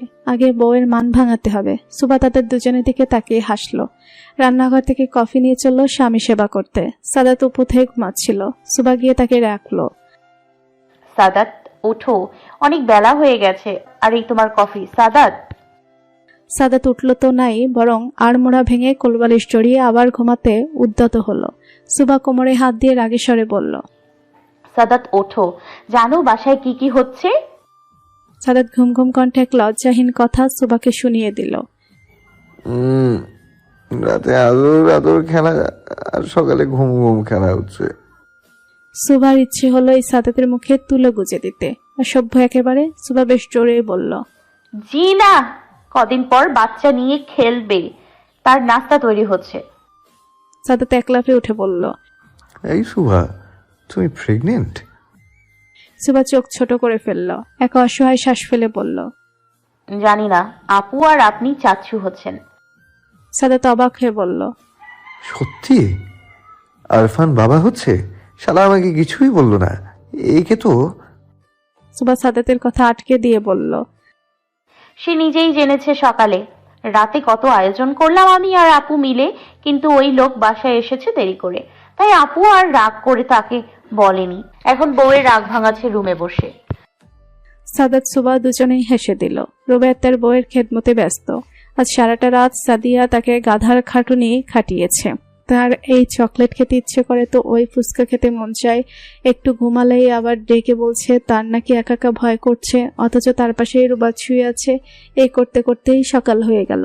রুবাইয়াতের চোখ ভেঙে ঘুম আসছে, সাদিয়াও ঘুমিয়েছে। হঠাৎ ফোনের আওয়াজ আসতেই রুবাইয়াত তাড়াতাড়ি ফোন তুলে সাইলেন্ট করে দিল। ফোন তুলে বলল আজ সে ছুটি নেবে, এখন কাজে যাওয়ার মতো শক্তি ইচ্ছে কোনোটাই তার নেই। সে ফোন কেটে সাদিয়াকে জড়িয়ে ঘুমিয়ে রইল। সাদাত সকালবেলা নাস্তা না করেই বেরিয়ে গেছে ফোন পেয়ে। সুভা অনেকবার নাস্তা করে যেতে বললেও সে বলল সময় নেই, বাইরে নাস্তা করে নেবে। সুভার মানা করেনি, এমনিতেই সামনে ইলেকশনের জন্য তাকে অনেক দৌড়াতে হয়। সুভার মনে এখনো সায় দেয় না রাজনীতির প্রতি, তবুও কি আর করার। সাদাতের জন্য টেনশন করে, মন বেশি খারাপ হলে কেঁদে কেটে বুক ভাসায়, তবুও সাদাত তার বিন্দুমাত্র জানে না, কারণ সুভা জানতে দেয় না। সুভা নাস্তা করে সকাল থেকেই বসে গেছে পড়াশোনা করতে। সাদাতের লোকেরা ড্রাইভার রহমানকে ধরতে পেরেছে। সেই খবর শুনেই সাদাত দৌড়ে এসেছে। ড্রাইভার রহমান ভয়ে কাচুমাচু হয়ে আছে। সে পালানোর অনেক চেষ্টা করে, তবু পারেনি। খুব বুদ্ধির সাথে তাকে ধরা হয়েছে। সাদাত প্রকাশ্যে কোনো লোক লাগায়নি, গোপনে বাংলাদেশের কোনা কোনা বাদ রাখেনি। অবশেষে ড্রাইভার রহমানের খোঁজ পায় চট্টগ্রাম শহরে। সাদাত চোখ বন্ধ করে শ্বাস নিচ্ছে। তার চোখ অসম্ভব লাল হয়ে উঠছে। রাগ নিয়ন্ত্রণ করার চেষ্টা করে কাটকাট গলায় জিজ্ঞাসা করলো, কেন এমন করলি সুভার সাথে? ড্রাইভার রহমান চুপ করে আছে। সাদাত হুঙ্কার দিয়ে উঠল, বল, কত সম্মান করে ও তোর, আর তুই কি প্রতিদান দিলি? বাচ্চা একটা মেয়ের গায়ে তুই কলঙ্ক লাগিয়ে দিলি, কুত্তার বাচ্চা। সাদাত গালি দিয়ে ঝাঁপিয়ে পড়ল ড্রাইভারের উপর। ইচ্ছে মতো পেটাচ্ছে, কিন্তু তবু একটা কথাও পেট থেকে বের করছে না সে। তাই সাদাত তুষারকে বলল, ইনজেকশনটা নিয়ে আয়। এইভাবে সত্যি বলবে না। জি ভাই। তুষার ইঞ্জেকশন এনে ড্রাইভারকে দিতে নিলে সাদাত তার হাতে ইঞ্জেকশন দিতে বলে। সাদাত সিরিঞ্জে ওষুধ নিতে নিতে বলে, আবার জিজ্ঞেস করছি, বল, তোর সাথে আমাদের কি শত্রুতা? কেন তুই আমার জীবনের পিছে পড়েছিস, নাকি কারো কথায় এই কাজ করেছিস? বল, নয়তো ওষুধটা তোর শরীরে গেলে এমনিতেই কথা বের হবে। ড্রাইভার রহমান হাঁপাতে শুরু করলো, স্বর জড়ানো গলায় বলল, আমি কিচ্ছু জানি না। সাদাতের হিংস্রতা বাড়তে লাগলো। ভয়ঙ্কর হয়ে উঠেছে সে। ইঞ্জেকশনটা ড্রাইভার হাতে পুশ করে দিল সাথে সাথে। নির্দিষ্ট সময় পর ড্রাইভার রহমান ঢুলতে লাগলো। সাদাত ড্রাইভার রহমানের চোয়াল ধরে বলল, এবার বল, কে তোকে পাঠিয়েছে? কি উদ্দেশ্য তোর? ড্রাইভার রহমান ঢুলতে ঢুলতে বলল, আমাকে টাকা দিয়েছে, অনেক টাকা। শুধু সুভা মামনিকে মারতে হবে। আহ। সাদাত ড্রাইভার রহমানের ঘাট চেপে বলল, কে টাকা দিয়েছে তোকে? সত্যি করে বল। সুভাকে মামুনিও বলিস, আবার মারতেও চাস? বল, কে তোকে পাঠিয়েছে? আস। ড্রাইভার রহমানের আর কোনো শব্দ শোনা যায়নি। সাদাত প্রথমে অবাক হয়, কিন্তু পরক্ষণেই রহমানের পালস চেক করে দেখে সে মৃত। কিন্তু সাদাত তো এমন কোনো ওষুধ দেয়নি যাতে সে মারা যাবে। কিভাবে মারা গেল? সাদাত তুষারের দিকে তাকিয়ে তাকে জিজ্ঞাসা করলো, কি ওষুধ দিয়েছিস? তুষার ওষুধটা এনে সাদাতকে দেখালো। না, ওষুধ তো ঠিকই আছে। সাদাত দেরি না করে ফোন করলো। এক স্বনামধন্য হাসপাতালে নিজ কেবিনে বসে রোগী দেখছিলেন ডক্টর শিশির রাহান। হঠাৎ ফোনের আওয়াজে সেদিকে চোখ বোলাতে তার ঠোঁটের কোণে হাসি ফুটলো। ফোনটা তুলে কানে নিয়ে ঠেস মেরে বলল সে, কি ব্যাপার, আজ নেতামশাই নিজ থেকে এই ডক্টরের স্মরণ করলো? সাদাত ছোট একটা শ্বাস ছেড়ে বলল, শিশির, তোর সাহায্যের প্রয়োজন, একটু আসতে পারবি? শিশির ভুরু কুঁচকে ফেলল। সাদাত নিজ থেকে তার কাছে সাহায্য চাইছে, তার মানে বিষয়টা সত্যি গুরুত্বপূর্ণ। শিশির রহমানের লাশটাকে ভালোভাবে পর্যবেক্ষণ করে বলল, লাশটাকে আগে ফরেক্সের ডিপার্টমেন্টে পাঠাতে হবে, তবেই বুঝতে পারবো আসলে মৃত্যুটা কিভাবে হয়েছে। আর এই ঔষধ ওর বোতলটাও ল্যাবে পাঠাতে হবে। কিন্তু সাদাত, একটা জিনিস লক্ষ্য করেছিস? সাদাত বুড়োকুচকে জিজ্ঞাসা করলো। কি? লাশের হাত আর পায়ের দিকটা লক্ষ্য করে একদম বেগুনি রঙের হয়ে গেছে। সাদাত বেশ অবাক হয়ে বলল। হয়তো এটা মারের দাগ। শিশির মাথা নাড়িয়ে বলল। হুম, এটা মারের দাগ না। মারের দাগ সাধারণত কালচে নয় লাল হয়ে থাকে, আর এই দাগগুলো জমাট বাঁধা নয়। মারের দাগ হয়ে জমাট বাঁধা থাকতো। সাদাত উৎসুকভাবে জিজ্ঞাসা করলো। তাহলে? শিশির বেশ ভাবভঙ্গির ভাবে বলল। হয়তো বিষক্রিয়া। সাদাত অবাক হয়ে বলল। কিন্তু ওকে বিষ কে দেবে? আমি তো শুধু ওকে অ্যালকোহলের একটা ডোজ দিয়েছিলাম মাত্র। শিশির ভেবে বলল। সেটা তো এখন ফরেন্সিক রিপোর্টে বলতে পারবে। এক নাগাড়ে কান্না করে যাচ্ছে সাদিয়া। রুবায়েত তার পাশেই বসে তার কান্না থামানোর চেষ্টা চালিয়ে যাচ্ছে, কিন্তু সাদিয়ার কান্নার বেগ আরো বেড়েই চলেছে। রুবায়েত তাকে বলে। সাদিয়া, কান্না কেন করছো বউ? আরে 1 মাসের বিষয়, 30 দিনের একদিনও বেশি আমি ওখানে থাকবো না, প্রমিস। সাদিয়া কান্না জড়ানো গলায় বলল। আমাকে একা ফেলে প্লিজ যেও না, আমার বুক কাঁপছে। প্রতিনিয়ত তোমাকে হারানোর ভয়ে আমি অস্থির। প্লিজ, তোমাকে দোহাই লাগে, আমাকে এভাবে শাস্তি দিও না। আমি কিছুতেই থাকতে পারবো না তোমাকে ছাড়া। রুবায়েত দেখলো সাদিয়া বেশ আতঙ্কিত হয়ে গেছে, তার শরীর থেকে অঝরে ঘাম দিচ্ছে। তাই দেরি না করে সাদিয়াকে তার সাথে জড়িয়ে ধরে বলল। একটু শান্ত হও সাদিয়া, এই বিষয়ে আমরা পরে কথা বলবো। চুপ চুপ, একদম চুপ। সাদিয়া কান্না থামানোর চেষ্টা করছে, কিন্তু তবুও তার শরীর থরথর করে কাঁপছে। প্রেগনেন্সিতে আতঙ্কিত হয়ে গেল অনেক সমস্যা দেখা দেয়, তাই সাদিয়া নিজেও শান্ত হওয়ার চেষ্টা চালাচ্ছে। এক ভাঙা দরজার ক্যাটক্যাট শব্দ কানে আসতে একদল জোয়ারি পাশ ফিরে তাকালো। সাদাতকে দেখে তারা চিনতে পারেনি। এপাশে অন্ধকার থাকায় তারা সাদাতের চেহারা হিংস্রতাও দেখতে পেল না। সাদাত গম্ভীর গলায় বলল। তোদের মধ্যে কবির কে? সাদাতের কথা শুনে দলের এক লোক এগিয়ে এসে বলল। আমি কবির। আমার কি দরকার? বস, তোমার লোক তো কোনো সময় ঘাপলা হয় নাই, কি চাও আমার কাছে? সাদাতের চোখ মুখ অগ্নিরূপ ধারণ করেছে। সে এগিয়ে এসে কবিরকে ধামাধাম পিটাতে লাগলো। সাদাতকে মারার উদ্দেশ্যে দলের অন্য লোক এগিয়ে যাওয়ার আগেই সে এক ভয়ঙ্কর হুঙ্কার করে উঠল। খবরদার, কেউ ভুলেও এদিকে আসবি না। তোদের সাহস দেখে আমি অবাক। তোরা আমার কলিজায় হাত দিস? সাদাত রহমান সাদের কলিজায় হাত দেওয়ার পরিণাম অনেক ভয়াবহ। সাদাতের হুমকি খেয়ে দলের সব থতমত হয়ে গেল। দলেরই এক লোক, বয়স সবার চেয়ে খানিকটা বেশি হবে, সে মিনমিন করে বলল। সাদাত ভাই, আমার জানা মতে কবিরে তো আমাগনো দলের কারোর লগে কোনো ঘাপলা করে নাই। কি হইছে ভাই? সাদাত আবার হুঙ্কার করে বলল। আমার বউকে তুলে আনছিস তোরা। এই কুত্তার বাচ্চা, তার গায়ে অনেক বড় ভুল করে ফেলেছিস। আর সবচেয়ে বড় ভুল করেছিস এখান থেকে না পালিয়ে। সাদাত কথা বলতে বলতে সেখানে তার দলের লোকেরা জড়ো হয় এবং সব কটাকে ধরে নিয়ে যায়। সুবা রান্নাঘরে কাজ করছে। সাধারণ সময়ে তাকে ভুলক্রমেও রান্নাঘরে আসতে দেওয়া হয় না। পড়াশোনার মাঝেই দিন কাটে, কিন্তু আজ রুবাইয়া বেশ অসুস্থ হয়ে পড়ায় তাকে রান্নাঘর দিকটা দেখতে হচ্ছে। সেও ভাবলো আজ সুযোগ আছে, টুকটাক কাজ করে নিক। সবজি কেটে ভালোভাবে ধুচ্ছে সে। চুলায় গোস্ত আর ডাল রান্না করা হয়ে গেছে। ভাত সে সবার আগেই রান্না করে। হঠাৎ গাড়ির শব্দ পেতে সে ভাবলো হয়তো আরফান এসেছে। রুবাইয়ের খবর সে আরফানকে ফোন করে জানিয়েছে। সুবা হাতটা মুছে এগিয়ে গেল দরজার দিকে। সাদাতকে এই সময় আসতে দেখে সে বেশ অবাক হলো। সে মুচকি হাসি দিল, কিন্তু সাদাত তাকে দেখে কিছুই বলল না। তাকে কেমন এলোমেলো লাগছে। সাদাত গটগট করে রুমে চলে গেল। সুবা কিছু জিজ্ঞাসা করারও সময় পায়নি। সেও সাদাতের পিছু পিছু তাদের রুমে গেল। সাদাত তাকে দেখেও কিছু বলল না। সুবাই জিজ্ঞাসা করলো। আজ হঠাৎ এত তাড়াতাড়ি বাসায় ফিরলে? ঠিক আছো? শরীর খারাপ করেনি তো? সাদাত সুবার কথার কোনো জবাব দিল না। সে একধানে তার নিজের কাজ করে চলেছে। সুবা আবার বলল। সাদাত, তুমি ঠিক আছো তো? তুমি তো এই সময় বাসায় আসো না। সাদাত রেগে সুবাকে বেশ ধমকের সুরে বলল। কি সমস্যা তোমার? এভাবে বিরক্ত করছো কেন? আমি কি তোমাকে ডেকেছি? যাও এখান থেকে। সুবা বেশ চমকালো। রীতিমতো সাদাতের ধমকে কেঁপে উঠল। তাও ভাবলো হয়তো সাদাত কোনো বিষয় নিতে চিন্তিত, তাই সে সাদাতকে ঘাটালো না। হালকা হেসে বলল। এমনি জিজ্ঞাসা করছিলাম, তুমি তো এই সময় বাসায় আসো না। সাদাত আবারও থমকে বলল। আমি বাসায় এসে খুব ক্ষতি করে ফেললাম তোমার। বলো তো, বেরিয়ে যাই বাসা থেকে। সুবা এবার বেশ ভয় পেল, তবুও মিনমিনে গলায় বলল। তুমি ফ্রেশ হয়ে এসো, আমি তোমাকে খাবার দিচ্ছি। সাদাত সুবার দিকে বিরক্তিপূর্ণ চাহনিতে তাকালো, রেগে বলল। যাও তো এখান থেকে। সুবা চুপ করে বেরিয়ে আসতে আসতে শুনলো সাদাত বিড়বিড় করে বলছে। বিরক্ত করে ফেললো। উফ, কানের কাছে প্যান প্যান প্যান প্যান, অসহ্য। সুভার এবার না চাইতেও তার চোখের কোণে পানির ভিড় জমেছে। সে আস্তে করে এগিয়ে গেল রান্নাঘরের দিকে। সে চুপচাপ রান্না করতে লাগলো। খানিকক্ষণ পর সে অনুভব করলো তার পুরো শরীর অবাস হয়ে আসছে, মাথাটা ঝিমঝিম করছে। সে আস্তে করে দেয়াল ঘেঁষে বসে পড়লো নিচে। কথা বলার শক্তি পাচ্ছে না, হাত পাও রীতিমতো কাঁপছে। বেশ খানিকক্ষণ পরে বাসার কাজের খালা মিনা রান্নাঘরের দিকে এগিয়ে আসতেই দেখে সুবা নিচে পড়ে আছে। সে আতঙ্কিত হয়ে এগিয়ে এসে সুবাকে ধরে জিজ্ঞাসা করে। বৌমনি, কি হয়েছে তোমার?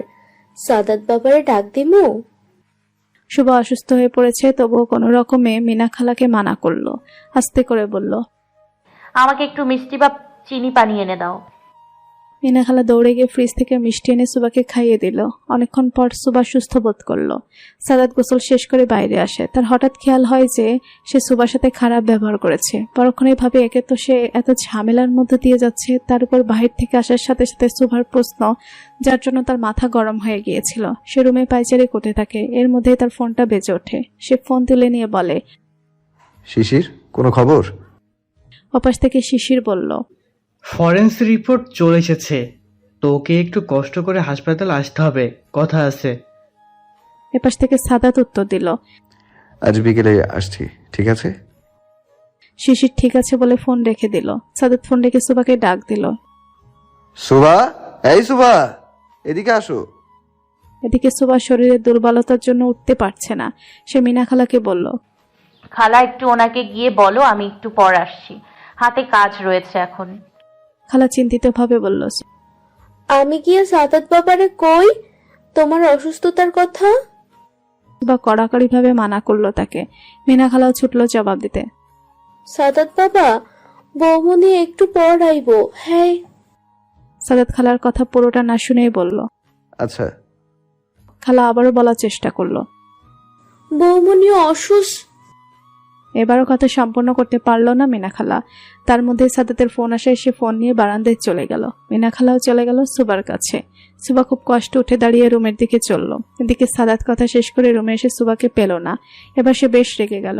এই মেয়ে তার কথা অমান্য করছে। সে আগের ভীতু সুবাকেই বেশি পছন্দ করে, যে তার বলার আগেই সব রেডি করে রাখতো। সুবা রুমে আসতে দেখে তাকে সাদাত বেশ উঁচু গলায় বলল, তোমাকে সেই কখন থেকে ডেকেছি, আর আসলে মাত্র। আমার কথার কোনো গুরুত্বই তোমার কাছে নেই। সুবা অবাক চোখে সাদাতের দিকে তাকিয়ে আছে। সে সাদাতকে বলল, কোনো দরকার ছিল? ওদিকে কাজ করছিলাম, কেন ডেকেছো? সাদাত ভ্রুকুটি করে বলল, কেন, দরকার ছাড়া তোমাকে ডাকি না। সুবা তাচ্ছিল্য হেসে বলল, দরকার ছাড়া কেউ অসহ্য কিছু সহ্য করে না। সাদাত আবার ভ্রুকুটি করলো। কে অসহ্য? সুবা? সে কি একবারও তা বলেছে? মনে মনে ভেবে সাদাত এবার গম্ভীর গলায় বলল, আমার পাঞ্জাবি আর পায়জামাটা একটু ইস্ত্রি করে দাও তো, আমি বের হব। সুবার একটু ইচ্ছে হচ্ছে না কোনো কাজ করতে, তবুও ক্লান্ত শরীরে এগিয়ে পায়জামার পাঞ্জাবি হাতে নিয়ে ইস্ত্রি করতে গেল। এদিকে সাদাত খাবার দেওয়ার জন্য তাড়া করছে। সুবা তাড়াতাড়ি ইস্ত্রি করতে গিয়ে ডান হাত বেশ খানিক জায়গায় ছ্যাঁকা খেয়েছে, যার জন্য সাথে সাথে ঠোসা পড়ে গেছে। সেদিকে ভ্রুক্ষেপ না করে সুবা ইস্ত্রি করা শেষ করে রান্নাঘরের দিকে ছুটল। সাদাতকে খাবার দেওয়ার সময় সাদাত খেয়াল করলো সুবা ডান হাতটা কম ব্যবহার করছে। সে সন্দেহ করে বলল, তুমিও খেতে বসে যাও। সুবা হালকা হেসে বলল, চুলায় রান্না আছে, তাছাড়া আপুকে খাইয়ে দিয়ে গোসল সেরে আমি খাবো, আমার এখন খিদে পায়নি। সাদাতের হঠাৎ খেয়াল হলো রুবাইয়ের কথা। সে সুবাকে বলল, রুবাইয়ার অবস্থা কি বেশি খারাপ? আরফানকে ফোন দিয়ে চলে আসতে বলি, ও গেলই কেন আজকে? সুবা সাদাতকে মানা করে বলে, তার দরকার পড়বে না, আমি আরফান ভাইয়াকে ফোন করে দিয়েছি। সুবা রান্নাঘরের দিকে গেলে মিনা খালা তাকে বলে, বৌমনি, তুমি খাইয়া লও, এমনিতেই অসুস্থ হইয়া গেছিলা। সুবা হালকা হেসে বলল, গোসল করেই খাবো, এখন খাবো না। তুমি কাজ করো তো নিজের। খালা তরকারি বাটি হাতে ডাইনিং টেবিলে যেতে যেতে বলল, আমার কথা শুনবো কে? আমি তো এই বাসার কাজের মহিলা, ভালো কথা তো শুনবা না। সাদাত মিনা খালাকে এভাবে রেগে যেতে দেখে জিজ্ঞাসা করলো কি হয়েছে। খালা সাদাতকে দেখে আরো ফুঁসে উঠে বলল, তোমার বউ হ্যাঁ সময় মাথা ঘুরাইয়া পইরা গেছিল। এখন খাইবার কইছি হ্যাঁ কথা শুনে না, যা মন চায় করুক গা। খালা বিড়বিড় করতে করতে এগিয়ে গেল অন্য কাজে। এদিকে সাদাত হাত দিয়ে রান্না করে গেল সুবার কাছে। রুবায়েত 1 মাসের জন্য একটা মিশনে যাচ্ছে। অনেক কষ্টে সে তার বউকে বোঝাতে পেরেছে যে তার জন্য এই কাজটা কতটা গুরুত্বপূর্ণ। বেশ বোঝানোর পর সে সফল হয় এবং মিশনের জন্য রওনা হয়। আসার সময় দেখে এসেছে সাদিয়ার চোখ পানিতে হায়কাকার হয়ে আছে। সাদিয়ার মনে এখন একটাই প্রার্থনা, তার স্বামী যেন সঠিকভাবে সুস্থভাবে তাদের কাছে ফিরে আসে। রান্নাঘরে সাদাতের উপস্থিতি পেতে সুবা তাড়াতাড়ি নিজের চোখের পানি হাত দিয়ে মুছে নিল। চুলোটা অফ করে রুমের দিকে যেতে নিলে সাদাত তাকে পেছন থেকে চাপড়ে ধরল। আই এম সরি সুভা, আমি তখন অনেক বাজে কথা বলে ফেলেছি। সত্যি মাথাতেই ছিল না কি বলেছি। সরি বউ। সুবা কিছু বলল না। তার গলা ধরে এসেছে, কিছু বলার শক্তি পাচ্ছে না। তা অনেক কষ্টে বলল, ইটস ওকে। সাদাত সুবার কাঁধে মাথা রেখে একটা শ্বাস ফেলল। সাদাতের শরীরটা মৃদু কাঁপছে। আচ্ছা, সাদাত কি কান্না করছে? সুবার মাথায় ভাবনাটা আসতে সে চমকে পেছন ফিরে চাইলে সাদাত তাকে বাধা দেয়। এভাবে একটু থাকতে দাও না। সুবা চোখ বন্ধ করে ফেলল। আঁকড়ে ধরল সাদাতের হাত, যা তার পেটে অবস্থান করছে। বেশ কিছু সময় পর সাদাত সুবাকে নিয়ে টেবিলে বসে তাকে নিজ হাতে খাইয়ে দেয়। সুবার চোখে এখনো পানি, ছলছল চোখে সে সাদাতের দিকে তাকিয়ে আছে। সাদাত সুবাকে দেখেও দেখেনি। বেশ কয়েকবার বলেছে কান্না থামাতে, কিন্তু সুবা নিজেকে নিয়ন্ত্রণ করতে পারছে না। সাদাত আবারও বলল, তুমি কি কান্না থামাবে না? আমি এখান থেকে চলে যাব। সুবা কিছু না বলে সাদাতকে জড়িয়ে ধরল। তার মনে ভয় বাসা বেঁধেছে, হারানোর ভয়, হারিয়ে যাওয়ার ভয়। প্রতিনিয়ত তাকে ভয়েরা কুড়ে কুড়ে খাচ্ছে। না পারছে সে কাউকে বলতে, আর না পারছে সহ্য করতে। জানো সাদাত, আমি কখনো কোনো পলিটিশিয়ানদের পছন্দ করতাম না। রাজনীতিতে আমার চরম ভয়। সেই আমি তোমাকে ভালোবেসে ফেললাম, না চাইতেও এক পলিটিশিয়ানের জীবনে জড়িয়ে গেলাম। প্রতিনিয়ত আমি ভয়ে থাকি, এই বুঝি তুমি আর ফিরবে না, এই বুঝি আমি মরে যাব। কথাটা বলে সুবা আবার চোখের পানি ছেড়ে দিল। সাদাত নিজে অনেক গম্ভীর হয়ে গেছে। সত্যি কি সাদাত ভুল করেছে সুবাকে নিজের জীবনে জড়িয়ে? কিন্তু ভালোবাসা কি এত বাদ বিচার মানে? সাদাত সুবাকে জড়িয়ে রইল। মনে মনে সাদাত নিজেকেই দোষী মনে করে। সত্যি তো, আর সুবা তার জীবনে বলেই তো প্রথমে আসিফ নামে জানোয়ার আর তারপরে কবির, এরা কোনোভাবে একে অপরের সাথে জড়িত নয় তো? সাদাত ছক কষতে লাগলো। ড্রাইভার রহমান শেষে বলা শব্দ ছিল আস, মানে কি আসিফ। আসিফের কথা মাথাতে আসতেই সাদাত হিংস্র হয়ে উঠল। সুবাকে সামলে সে বেরিয়ে পড়ল হাসপাতালের উদ্দেশ্যে। শিশির আরেকবার রিপোর্টগুলো চোখ বোলালো, তারপর বেশ গম্ভীরভাবে সাদাতকে জানালো, তোকে আমি প্রথমেই বলেছিলাম এর মৃত্যু বিষক্রিয়ার মাধ্যমে হয়েছে। লাশকে অনেক আগে থেকে স্লো পয়জন দেওয়া হচ্ছিল। তোর দেওয়া ড্রাগসের জন্য এর মৃত্যু হয়নি, তাই তুই নিজেকে দোষারোপ করা ছাড়। সাদাত একটা স্বস্তির শ্বাস ফেলল। সাদাত শিশিরের সাথে কথা বলে বাইরে আসতে সে সুবাকে ফোন দিল। হ্যাঁ সুভা, তুমি একটু কষ্ট করে গাড়িতে উঠে হাসপাতালে চলে আসো। আমি গাড়ি পাঠিয়েছি তোমাকে আনার জন্য। এর কি দরকার? চুপচাপ চলে এসো তো। অনেকদিন তোমাকে নিয়ে কোথাও ঘুরতে যাই না, আজ তোমায় নিয়ে ঘুরবো। সুবা মুস্কি এসে আচ্ছা বলে ফোন রাখলো। আজ সে সাদাতের জন্য সাজতে চায়, তাই চট করে হালকা সেজে নিল। সুবা হিজাব পরে।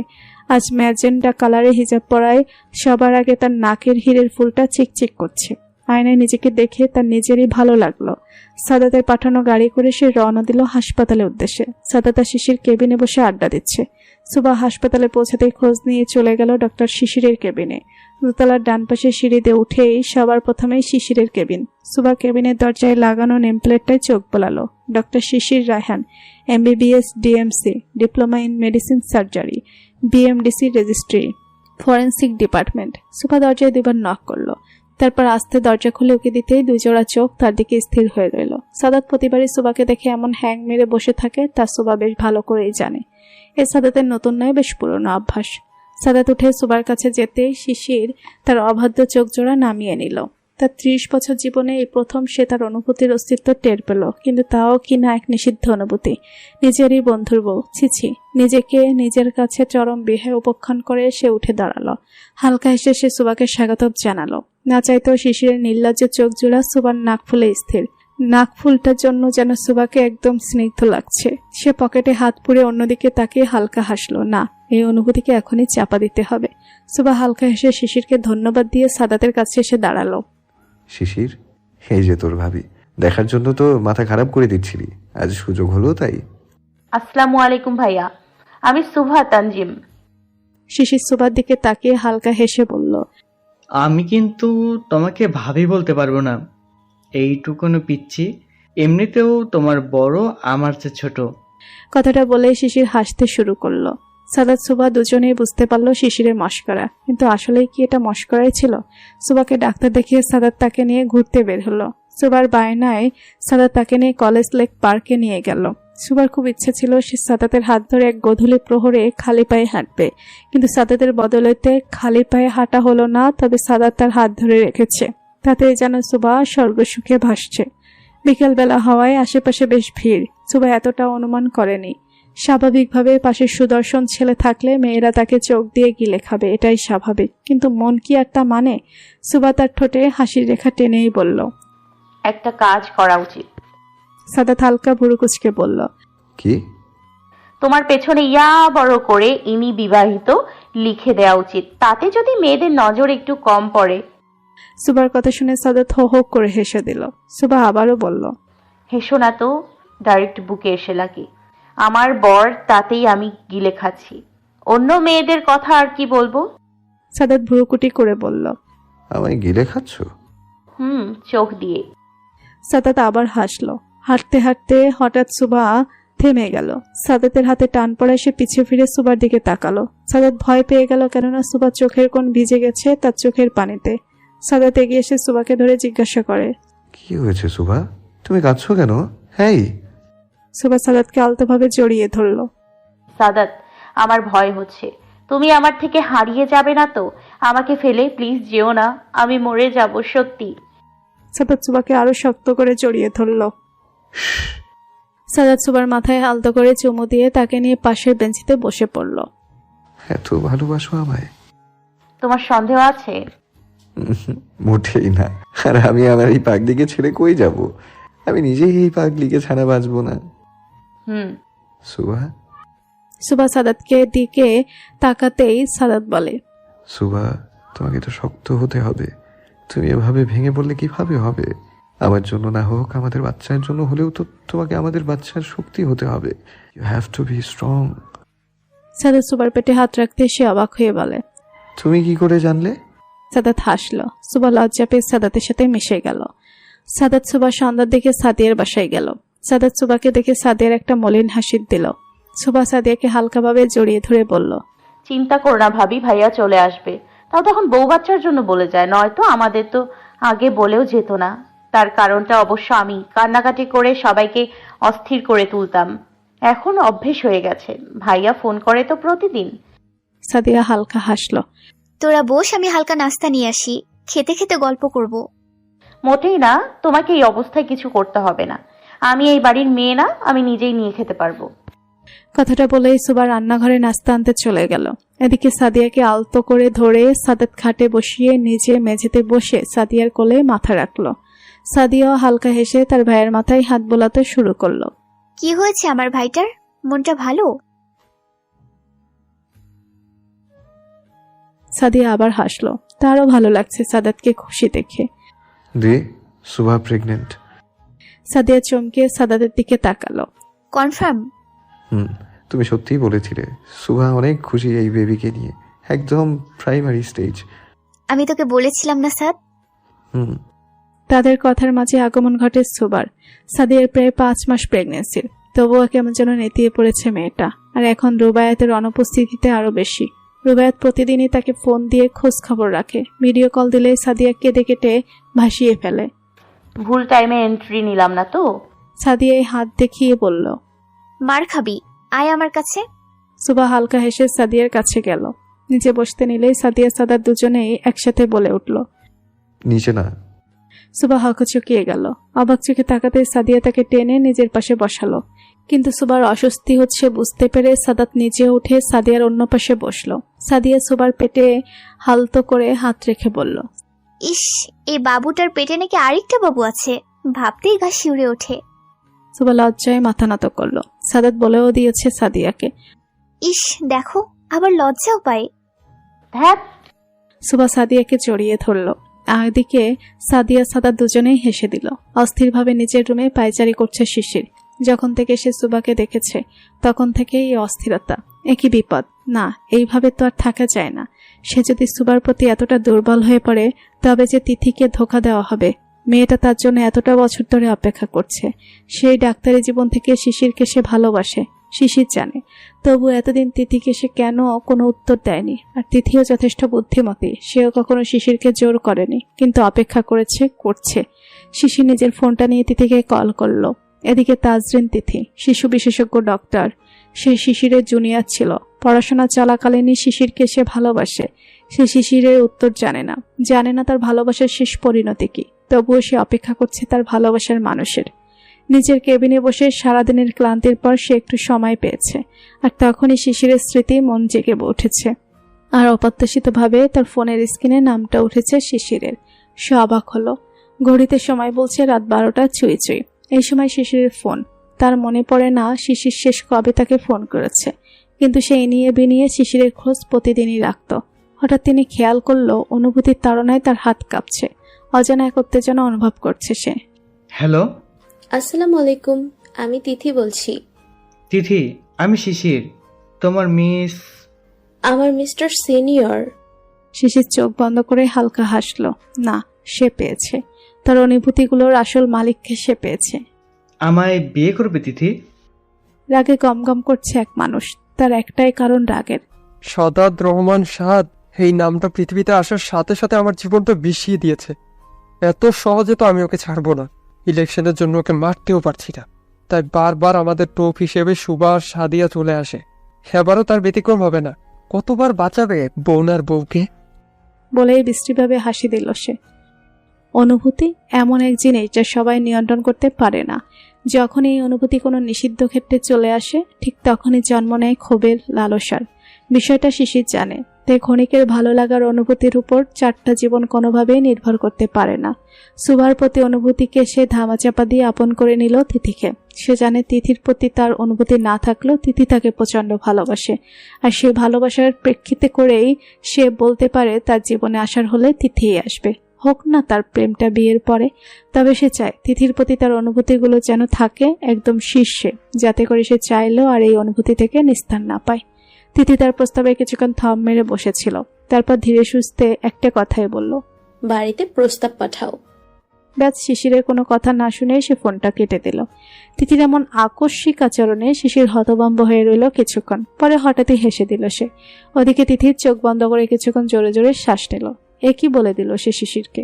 শিশিরের মুখে বিয়ের কথা শুনে হঠাৎই হতবিহ্বল হয়ে পড়েছিল সে। ঠিক কি ভাবছে শিশির তাকে? ভাবতেই লজ্জায় শেষ হয়ে যাচ্ছে তিথি। ইস, কি লজ্জা! তিথি আবার ফোন দিল শিশিরকে। হ্যালো। আসলে আমি তো তখন ভুলে ভালে কথা বলে ফেলেছি, সরি। ভুলভাল কথা বলছো? তবে কি তোমার বাসায় প্রস্তাব পাঠাবো না? না, আমি তা বলিনি। তার মানে বাসায় প্রস্তাব পাঠাবো? আমি ওভাবেও বলিনি। শিশিরের কথার জ্বালায় ফেসে গেল তিথি। কি বলছে তার নিজেরই কোনো হুঁশ নেই। শিশির বুঝতে পেরে বলল, এবার না করলেও শুনবো না। আজ বুধবার, আগামী শুক্রবার রেডি থেকো। হয়তো একেবারেই আমার করে নিয়ে আসবো। তিথি শিশিরের কথার পেটে কিছু বলার মতো পেল না। সে তো এখনো হাঁ করে আছে। এ কি সেই শিশির যে তিথির অনুভূতি বুঝেও না বোঝার ভান করে থাকতো? সাদিয়ার বাসা থেকে আসার সময় রাস্তায় এক গ্যাঞ্জামে ফেসে গেল সাদাত আর সুবা। একা থাকলে হয়তো সাদাত ভয় পেত না, কিন্তু এখন সাথে সুবা আছে। তা না চাইতেও তার মনে ভয় ঢুকেছে। গাড়ি থেকে বের হতে চাইলে সুবা তার হাত ধরে বলে, যেও না, আমার ভয় করছে। কিচ্ছু হবে না সুভা, আমি আছি তো। বের হয়ে দেখি কি সমস্যা। প্লিজ সাদাত, তুমি যেও না, সত্যি ভয় পাচ্ছি। সাদাত সুবার হাত রেখে তাকে আশ্বাস দিল। তারপর গাড়ি থেকে বের হতেই তাকে 4-5 জন মিলে ঘিরে তুলল। সাদাত কৌশলে তার ফোন দিয়ে কাউকে মেসেজ করে তারপর গাড়ি থেকে বের হয়। সে সেই লোকদের উদ্দেশ্য করে বলে, কি সমস্যা? রাস্তা আটকে ঝামেলা করছেন কেন আপনারা? এই লোক সাদাতকে বলল, আপনার যে একটু আমাদের সাথে যেতে হচ্ছে বস। কেন? এর মধ্যে আরেকটা লোক বলে উঠল, এ তো কোনো ফেনোর উত্তর দিতে পারবো না। যাইতে বলছি যাইবেন, নইলে তুলে নিয়ে যাব। গায়ে হাত দেওয়ার চেষ্টাও করিয়েন না, ভালো হবে না। একজন গা জ্বালা হাসি দিয়ে ঠেস মেরে বলে, নিজে বাঁচি কিনা তার কোনো ঠিক নাই, সে আজ যে ভালো হবে কিনা যাইতে। সাদাত বুদ্ধি করে সাইডে চাপলে লোকগুলো তাকে ঘেরাও করে সাইডে চেপে যায়। সে কথার ফাঁকে ইশারা দিতে ড্রাইভার গাড়ি নিয়ে চলে যায়। এদিকে গাড়ির মধ্যে সুভা চেঁচামেচি শুরু করে দেয়। এ কি করছেন? গাড়ি থামান, সাদাত রয়ে গেছে। সাদাত! সুভা কান্না করছে। এদিকে ড্রাইভার তাকে সান্ত্বনা দিয়ে বলছে, ম্যাডাম, আমি স্যারের কথাতেই গাড়ি চালাচ্ছি। স্যার ঠিক এসে যাবে, আপনি টেনশন করিয়েন না। আপনি গাড়ি থামান, সাদাতকে ফেলে কিছুতেই যাব না। সরি ম্যাডাম, স্যারের নির্দেশ আছে বাড়ি পৌঁছে তবেই গাড়ি থামবে। রাস্তায় যাই হোক না কেন গাড়ি থামাতে বারণ করেছেন উনি। সাদাত! সুভা কান্না করতে করতে গাড়িতে শুয়ে পড়ল। ভালোই ভালোই বলছি, কি চান আপনারা? আমার পথ আটকেছেন কেন? লোকটির চিৎকারে দলের অন্য সদস্যরা হৈ হৈ করে সেদিকে ছুটতেই সাদাত দিল ভোদর। হঠাৎ একটা বাইক আসাতেই সাদাত তার পিছু উঠে পড়ে। এদিকে লোকগুলো সাদাতের দিকে তাকাতেই দেখে সাদাত নেই। তাতেই হইচই আরো বেড়ে গেল। সাদাত যাওয়ার আগে একবার লোকগুলোর দিকে তাকিয়ে দেখে চলে গেল। বাইকের গাড়ি একসাথেই বাসায় পৌঁছালো। বাইক থেকে সাদাত নেমে গাড়িতে সুভা অজ্ঞান হয়ে আছে। সে আতঙ্কিত হয়ে সুভাকে কোলে তুলে ঘরে এলো। সুভাকে অজ্ঞান দেখে রুবাইয়া দৌড়ে এলো। কি হয়েছে সুভার? ভাইয়া কিছু বলছেন না কেন? চিন্তা করো না রুবাইয়া, টেনশনে অজ্ঞান হয়ে গেছে, এক্ষুনি ঠিক হয়ে যাবে।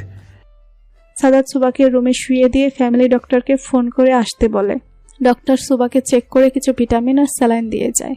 আর তাকে একজন ভালো গাইনি ডক্টরের পরামর্শ নিতে বলে, যেহেতু সে প্রেগনেন্ট।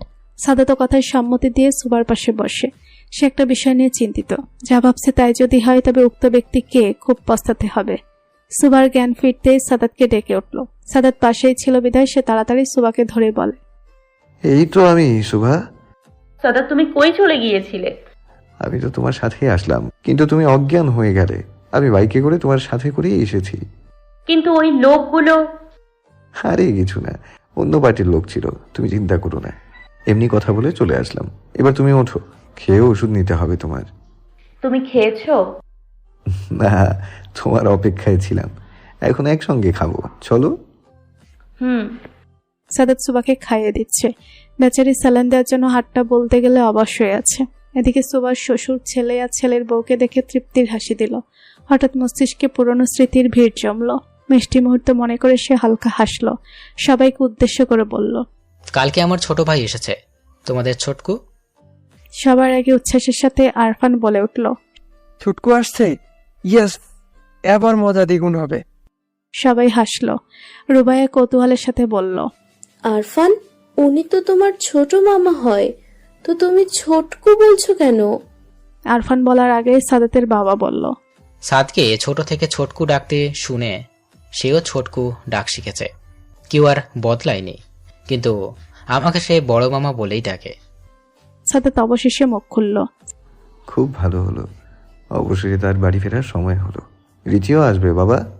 সাদাতের বাবা মুখ গুমরা করে বলল, হ্যাঁ সাদ, রীতিও আসবে। এদিকে সুবা কিছু না বুঝে হাঁ করে রইল। রুবাইয়া সুবাইয়া দুজনের জন্যই মানুষগুলো নতুন, তাই তারা চেষ্টা করে কিছুই বুঝতে পারছে না। সুবার মাথায় একটাই কথা, রীতিটাকে হয়তো সাদাতের কোনো কাজিন হবে। এদিকে সাদাতের মনে চলছে সুবা রীতির মুখোমুখি হলে ঠিক কিভাবে রিয়াক্ট করবে। তা ভেবেই তার মুখটা পাংশুটে আকার ধারণ করলো।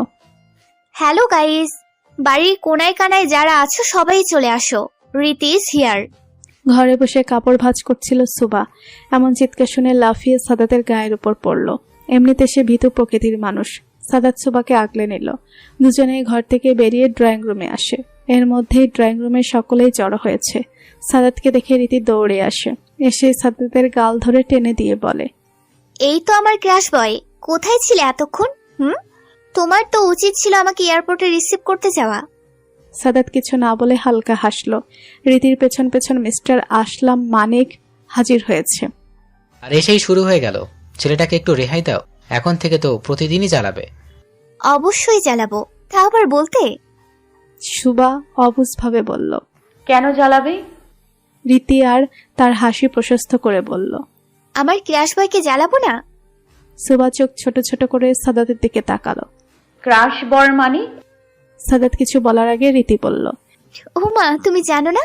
সাদাত তো আমি বলতে পাগল। এই সাদাত, এই মেয়েটাকে কেন আমাদের সম্পর্কে বলনি? হ্যাঁ, সাদাতকে কিছু বলার সুযোগই দিচ্ছে না কেউ। সুবা রেগে মেগে শেষ। এমনিতেই সে প্রেগনেন্ট হওয়ার পর থেকে খুব এগ্রেসিভ আচরণ করে, রাগ যেন নাকের ডগায় থাকে। ভীতু শান্ত সুভা চিৎকারে পুরো পরিবেশ ঠান্ডা হয়ে গেছে তৎক্ষণাৎ। এসব কি সাদাত, কি বলছে এই মেয়ে? আমার ভয় লাগছে প্রচুর। সুভা অস্থির হয়ে পড়েছে, যার প্রমাণ তার জোরে জোরে শ্বাস নেওয়া। সাদাত তাড়াতাড়ি সুভাকে ধরে বলল, রিল্যাক্স সুহা, এমন কিছুই না, রীতি তোমার সাথে মজা করছে। কিন্তু ওভাবে সুভা সাদাতের গায়ের হেলে পড়ল। সাদাত তাড়াতাড়ি করে সুভাকে ধরে সোফায় শুয়ে দিল। রুবাইয়া পানি এনে দিতেই তা সুভার নাক মুখে ছিটিয়ে দিল। মিস্টার আসলাম আর রীতি উভয়ই হতভম্ব হয়ে দাঁড়িয়ে আছে। তারা বুঝতে পারছে না আসলে কি হয়েছে। হঠাৎ সুভাই কেন এমন হয়ে পড়ল। কি রে সাদাত, তোমার বউ এমন অজ্ঞান হয়ে গেল কেন? সাদাত সুভার হাতের তালু ঘষতে ঘষতে বলল, প্রেগনেন্ট হওয়ার পর থেকে সে অনেক অ্যাগ্রেসিভ হয়ে পড়েছে। তবে এটা স্বাভাবিক, ওর মর্নিং সিকনেস কম হয়, কিন্তু সে খুব সহজেই প্যানিক হয়ে যায়। সাদাত একটা শ্বাস ছাড়ল। ছোটকু আর রীতি দুজনেই বেশ চিন্তায় পড়ে গেল। রীতি অপরাধী সুরে বলল, আই এম সরি সাদাত, আমার জন্য সুভার এই অবস্থা। না না, ঠিক আছে, সামনে থেকে একটু সাবধানে থেকো। আর যাই হোক, সুভার বিষয়ে আমি কখনো কোনো রিস্ক নিতে রাজি নই। হ্যাঁ, আমি খেয়াল করব। সাদিয়াকে জানানো হয়েছে যে তাদের ছোটকু এসেছে। রীতি তাকে আসতে বললে সে সরাসরি বলে রুবায়েতকে ছাড়া সে একা ওই বাড়ি যেতে রাজি নয়। ফোন রেখে সে রুমে আস্তে আস্তে পায়চারি করছিল। 5 মাসে তার মোটামুটি ভরা পেট। সাদিয়ার ধারণা এখানে 2 জন আছে, হয়তো 3 জনও থাকতে পারে, তবে সে শিওর না। ভাবতে ভাবতে হাসলো সে। হঠাৎ মনে হলো কেউ তাকে ফলো করছে। সে আস্তে করে পেছনে ফিরল, কিন্তু কাউকে পেল না। মনের ভুল মনে করে সে আবার হাঁটতে লাগলো পেটে হাত দিয়ে, কিন্তু না, আবার তাকে কেউ ফলো করছে। এবার সে না থেমে সরাসরি পেছনে ঘুরে গেল। পেছনে রুবায়েতকে দেখে সে মৃদু চিৎকার দিল। রুবায়েত তাড়াতাড়ি সাদিয়াকে হালকা জাপটে ধরল। তুমি এত তাড়াতাড়ি? তোমার তো আরো 10 মিনিট পর আসার কথা। হ্যাঁ, আসার কথা ছিল, কিন্তু তাড়াতাড়ি কাজটা শেষ করে চলে এলাম। বউ বাচ্চা ছাড়া মন বসছে না কাজে। ইস, কি ঢং! দেখি ছাড়ো। কোনো ছাড়াছাড়ি নেই, শুধু ভালোবাসাবাসি। সাদিয়া আহ্লাদি হয়ে উঠল স্বামীর আদরে। জানো আমি তোমাকে কত মিস করেছি? জানি। জানো না, তুমি কিচ্ছু জানো না। জানো আমাদের সুভার বাবুটার বাবু হবে। রুবায়েত চমকে বলল, কি সত্যি? আমি ডাবল মামা হব? মামা বাবা একসাথে হচ্ছেন। সুভার 1 মাস রানিং চলছে। এই, তোমরা প্ল্যানিং করে এসব করেছো? সাদিয়া ভুরুকুটি করে বলল, কি প্ল্যান? এই যে তোমার 5 মাস, রোবার 3 মাস, আর সুবার 1 মাস, সবার সাথে 2 মাসের পার্থক্য। সাদিয়া লজ্জা পেয়ে বলল, দ্যাট প্ল্যানিং করতে যাব কেন? আল্লাহ দিয়েছেন, খুশি থাকো। আলহামদুলিল্লাহ, আমি তো অবশ্যই খুশি। কালকে আমাদের বাড়ি যাব, আমার ছোটকু এসেছে। আচ্ছা আমার মহারানী। সুবার জ্ঞান ফিরতে সে অনেক দুর্বল বোধ করলো। রুবাইয়া তাকে দুধ খেতে দিতে সে নাক সিটকে পেছনে যায়। রুবাইয়া ভুরুকুটি করে বলে, দেখ বাবু, একদম নাক সিটকাবি না। আগে দুধ খেতে চাইতি না মানতাম, এবার একদম মানবো না। সাদাত ভুরুকুচকে বলে, ওয়েট রুবাইয়া, দুধ খায় না মানে? তাহলে রোজ রাতে যে গ্লাসে দুধ দিই ওকে খেতে, সেটা কে খায়? সাদাত দেখলো সুবা মিনমিন করছে। রুবাইয়া ভাবলেশীন ভাবে দাঁড়িয়ে আছে। আরফান হাসি দিয়ে বলল, কই আবার জানালা দিয়ে? সুবা চোখ বড় বড় করে তাকিয়ে রইল। হঠাৎ আরফানকে সে বলে, এই দোকানদার, আপনি জানলেন কি করে? আরফান কিছু বলার আগে সাদাত বলল, তার মানে ঘটনা সত্যি? সুবা এবার চুপ মেরে গেল। আরফান অসহায় ভাবে বলল, কিভাবে আর জানাবো? সেদিন বাগানের দিকে রুবাইয়াকে নিয়ে একটু ঘুরতে গিয়েছিলাম, কিন্তু আপনার বোন তো ঠিক ছিল, খালি আমি দুধে গোসল হয়েছিলাম। উপস্থিত সবাই হেসে দিল আরফানের কথা বলার সুযোগ দেখে। খালি 2 জন বাদে। একজনের দিকে ছিল গম্ভীরতা আর অন্যজনের ভয়ের তীব্রতা। হঠাৎ কথার টপিক বদলে গেলে সুবা রীতির দিকে তাকিয়ে আবার রাগান্বিত স্বরে বলে, এই আপনি এখানে কেন? আপনি যেই হন না কেন, এক্ষুনি এই বাড়ি থেকে বের হন। আমি সতীন নিয়ে ঘর করতে পারবো না, বের হন। সুবা খেয়াল করলো সবার দিকে অবাক হয়ে তাকিয়ে আছে। সে চারদিকে একবার চোখ বুলিয়ে বলল, সবাই আমার দিকে এভাবে তাকিয়ে আছো কেন?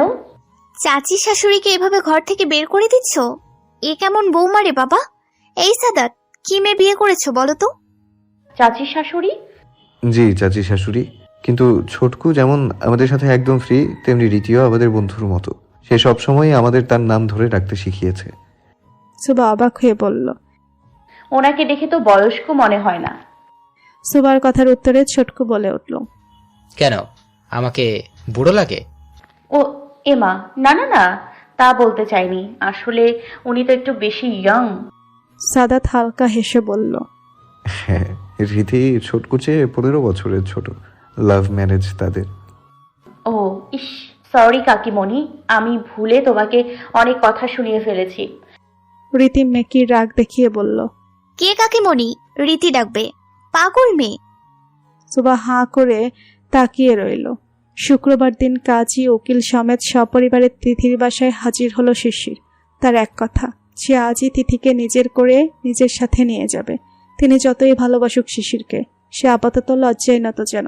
মনে মনে সেও চায় যত তাড়াতাড়ি হোক শিশিরের হতে। ঘরোয়াভাবেই অনুষ্ঠিত হয় শিশির তিথির বিয়ে। দুজনেই আজ থেকে এক পবিত্র বন্ধনে আবদ্ধ। শুরু হলো এক নতুন পথ চলা। এর সূচনায় সাহায্য করবে অতীতের অনুভূতি ভুলতে। শিশির তিথির বিয়ের প্রায় 6 মাস অতিবাহিত হয়েছে। যেই তিথি চেয়েও শিশিরের থেকে কোনো মনোযোগ পেত না, সেই শিশির এখন তিথি বলতে পাগল। তিথি প্রতিনিয়ত অবাক হয় শিশিরের ভালোবাসা দেখে। এত সুখ যে তার কপালে লেখা ছিল ভাবতেই সে উপরওয়ালার কাছে হাজার শুকরিয়া আদায় করে। এই যে তিথির পায়ে খুব ভালোবেসে আলতা পরিয়ে দিচ্ছে, এতে যেন তিথি এক স্বর্গীয় সুখ পাচ্ছে। এক তৃপ্ত দৃষ্টি ফেলছে শিশিরের উপর। শিশির নিজেও যেন তার স্ত্রীর পায়ে আলতা লাগিয়ে এক নিজস্ব অধিকার আদায় করে নিচ্ছে। হঠাৎ করে তিথি শিশিরকে বলল। শিশির, আমাদের ঘরে একটা বেবি আনলে কেমন হয়? তিথির কথা শুনে অবাক হয়ে তাকালো শিশির। তিথি মুচকি হেসে চোখ নামালো। তার লজ্জা লাগছে। গালের ওই লালিমা প্রকাশ করছে তার লজ্জা। শিশির তার দিকেই তাকিয়ে রইল। তা বুঝতে পেরে তিথি ইতস্তত করে বলল। ওভাবে তাকাবে না, লজ্জা করছে। শিশির হালকা হেসে মাথা নামিয়ে আলতা দিতে ব্যস্ত হয়ে পড়ে। হাসি মুখেই বলে। হঠাৎ বেবির কথা কিভাবে? তিথি আহ্লাদি সুরে বলল। ওই যে সাদাত ভাইয়ের বোন সাদিয়া আপুকে ওই দিন দেখতে গেলাম না, বাচ্চা দুটো মাশাআল্লাহ কি কিউট দেখতে হয়েছে। ওদের কোলে নিতেই না বুকের ভেতর কেমন একটা করে উঠছিল। এই শিশির, দাও না একটা বেবি, যে আমাকে মা বলে ডাকবে, তোমাকে পাপা বলে ডাকবে, আমাদের এই সুখের ঘরে আলো ছড়াবে। শিশির অবাক হয়ে তিথির কথা শুনল। পায়ে আলতা দেওয়া শেষ করে তিথির কপালে আলতো করে নিজের ঠোঁট ছুঁয়ে বলল। খুব শীঘ্রই নিয়ে আসবে ইনশাল্লাহ। তিথি খুশি হয়ে জড়িয়ে ধরল শিশিরকে। খাটের উপর chocolate, biscuit, cake, fuchka, chilli chicken, pizza, বড় বক্স আইসক্রিম, ঝাল করে তৈরি শিক কাবাব, হালিম সহ বিভিন্ন রকমের খাবার রাখা, যার দিকে সুভা লোভনীয় দৃষ্টি নিক্ষেপ করছে আর সাদাত অসহায় দৃষ্টি নিক্ষেপ করছে। সাদাতের জানা মতে মেয়েরা প্রেগনেন্ট হলে কিচ্ছু খেতে পারে না। তার বোন এবং ভাইয়ের বউয়ের ক্ষেত্রেও তাই দেখেছে। কিন্তু তার বউ এমন উল্টো হলো কি করে সেটাই ভাবছে সে। এই যে এত খাবার রুমে এনে রেখেছে, এর একটুও নষ্ট হবে না। সব সুভা গোগ্রাসে গেলবে। সে দেখতেও ছোট মতো হাতিতে রূপান্তর হয়েছে। সাদাত অসহায় দৃষ্টি দিয়ে বলল। সুভা, আজও এত আনহেলদি খাবার সবটা খাবে? সুভা ভুরু কুচকে বলল। আমার ক্ষুধা লেগেছে সাদাত। আরে আমি খেতে তো বারণ করিনি, তাই বলে এত? সুভার রাগী চেহারায় সাদাতের দিকে তাকিয়ে বলল। তুমি কি আমাকে খাওয়ার খোঁটা দিচ্ছ? এমা, খোটা দিব কেন? সব তো তোমারই। তাই বলে তোমার এত খিদে পেয়েছে? কিছুক্ষণ আগে না স্যুপ খেলে। সুভা বেশ রাগ নিয়ে পেটে হাত বুলিয়ে বলল। কি করব, পেটে তো আর নর্মাল মানুষের বাচ্চা নিয়ে ঘুরি না, নেতার বাচ্চা নিয়ে ঘুরি। এর জন্যই তো আমার বেশি খিদে লাগে। সাদাত সুভার এমন ধরনের কথা শুনে হো হো করে হেসে দিল। তার এই 7 মাসের ভরা পেটে আলতো করে চুমু দেয় সাদাত। বউটা তার দিন দিন আরো বেশি কিউট হচ্ছে। কিভাবে বলল? নেতার বাচ্চা পেটে নিয়ে ঘুরে। হাহা, ছেলেকে কোলে নিয়ে সারা রুম পায়চারি করছে আরফান। এতক্ষণ ধরে সে রুবাইয়াকে ডাকছে, কিন্তু রুবাইয়া কোনো পাত্তাই দিল না তাকে। সে তার মতো কাজে ব্যস্ত। সাদিয়া পরিবেশ সমতে বাড়িতে এসেছে। রান্নাবান্নার একটা ব্যাপার আছে, তাই রুবাইয়া আড়াইয়াকে আরফানের কোলে দিয়ে রান্নাঘরে ব্যস্ত। পায়চারির মাঝেই রুবায়াত আসে। তার কোলে তার 2 কন্যা। একজন থামছে তো অন্যজন ভ্যাঁ করে কেঁদে দিচ্ছে। রুবায়াত দিশেহারা হয়ে এখানেই চলে আসে। আরফান জানতে পারে তার বউয়ের সাথে তার বোনও রান্নার কাজে হাত লাগিয়েছে। তাই এই 2 পুরুষের এই দশা। দুজনেই একে অন্যের দিকে অসহায় চাহনি দিয়ে পায়চারি করতে লেগে পড়ল। এদিকে বাচ্চাদের কান্না থামার কোনো নাম নেই। যেই শব্দ সুভা পর্যন্ত চলে যায় তে সুভা আরফানকে ফোন করে। হ্যালো সুবা, কিছু লাগবে? ভাইয়া বাচ্চাদের আমার কাছে দিয়ে যান। এ মা, দরকার নেই, তুমি রেস্ট নাও, আমরা সামলে নেব। কি সামলাচ্ছেন দেখতেই পাচ্ছি, এক্ষুনি নিয়ে আসুন ওদের, আমি অপেক্ষা করছি। না চাইতো রুবায়েত আর আরফান সুভার ঘরে গেল। সুভা হাত বাড়িয়ে বাচ্চাদের নিতে এক একটা চুপ হয়ে গেল। আরফান আর রুবায়েত দুজনেই অবাকের শীর্ষে। তারা এত চেষ্টা করেও থামাতে পারল না, সেখানে সুভা কোলে নিতেই চুপ। সুভা হালকা হেসে বলল, এক্ষুনি ঘুমিয়ে যাবে। ওভাবে তোমাদের কোলে জাতাজাতি করে ঘুমানোর অভ্যেস আছে নাকি ওদের? থাক আমার কাছে, তোমরা তোমাদের কাজে যাও। আরফান অসহায়ভাবে বলল। আর কোনো কাজ নেই গো শালিকা। সুভা দুষ্টু হেসে চোখ টিপে দিয়ে বলল, কাজ নেই তো দুজনে গিয়ে নিজেদের বউকে জ্বালাও। রুবায়েত বোনের কান টেনে দিয়ে হাসল। দুজনেই চলে গেল রুম থেকে, উদ্দেশ্য বউদের জ্বালানো। স্যার, 6 মাস তো হয়ে গেল, প্ল্যানটা তো এখনো প্রকাশ করলেন না, কি উদ্দেশ্য আপনার? সামনে থাকা ব্যক্তির গায়ে একটা কাচের বোতল ছুঁড়ে মেরে নিক্ষেপকারী লোকটি বলল, আগে বাচ্চা আসুক, পরে ওকে একে একে বাচ্চার মা সব খতম করে দেবে। সেই শোকে সাদাত বাবু পাগল হয়ে যাবে। পাশে থেকে এক লোক বলে উঠল। কিন্তু স্যার, সে আপনার... কথাটা বলার আগেই লোকটি হিংস্রভাবে বলল, না, ও আমার কেউ না, ওর জন্য আমি দেশ ছাড়া হয়েছি। এখনো ভয়ে ভয়ে থাকি, কিছুতেই আমি ওকে ছাড়বো না। আমি রাজত্ব আর রানী দুটোই চাই। স্যার, রাজত্ব ঠিক আছে, কিন্তু রানী? সেটাই তো আসল খেলা। সাদাত অফিস যাওয়ার জন্য বের হবে, সেই মুহূর্তে রীতি তার সামনে আসে। চোখে মুখে এক অদ্ভুত সম্মোহন, যা দেখে সাদাত প্রচন্ড বিরক্ত। রীতি দুকদম এগিয়ে আসে সাদাতের দিকে, যা দেখে সাদাত তার থেকে দূরত্ব বজায় রেখে দুকদম পিছিয়ে যায়। যা দেখে রীতি বলে, প্লিজ সাদাত, এভাবে পিছিয়ে যেও না, একটাবার এগিয়ে দেখো, আমি এখনো সেইখানেই আছি। Just shut up Preeti, don't cross your limit. তোমাকে নতুন করে আমার কিছুই বলার নেই, শুধু এইটুকুই বলবো, আমার পেছন ছেড়ে দাও। তোমার পেছন ছাড়বে মানে? সুবার কথায় চমকে ওঠে সাদাত রীতি দুজনে। সুবাকে এর সময় নিচে আসতে দেখে সাদাত রেগে গেল। তুমি এই শরীর নিয়ে একা একা নিচে নেমেছো কেন? আগে কে কার পিছু ছাড়বে? রীতি মুস্কি হেসে বলল, আরে সুভা, আমি সাদাতকে চেতাচ্ছিলাম, তাই সেও রেগে টেগে ফায়ার, তাই বলছে আমি যেন ওর পিছু ছেড়ে দেই। সুবা ভুরু কুচকে তাকালো রীতির দিকে। কথাটা যে তার বিশ্বাস হয়নি বেশ বোঝা যাচ্ছে। সাদাত সুবার দিকে এগিয়ে বলল, চলো রুমে চলো, অফিস যাবো না। কেন যাবে না?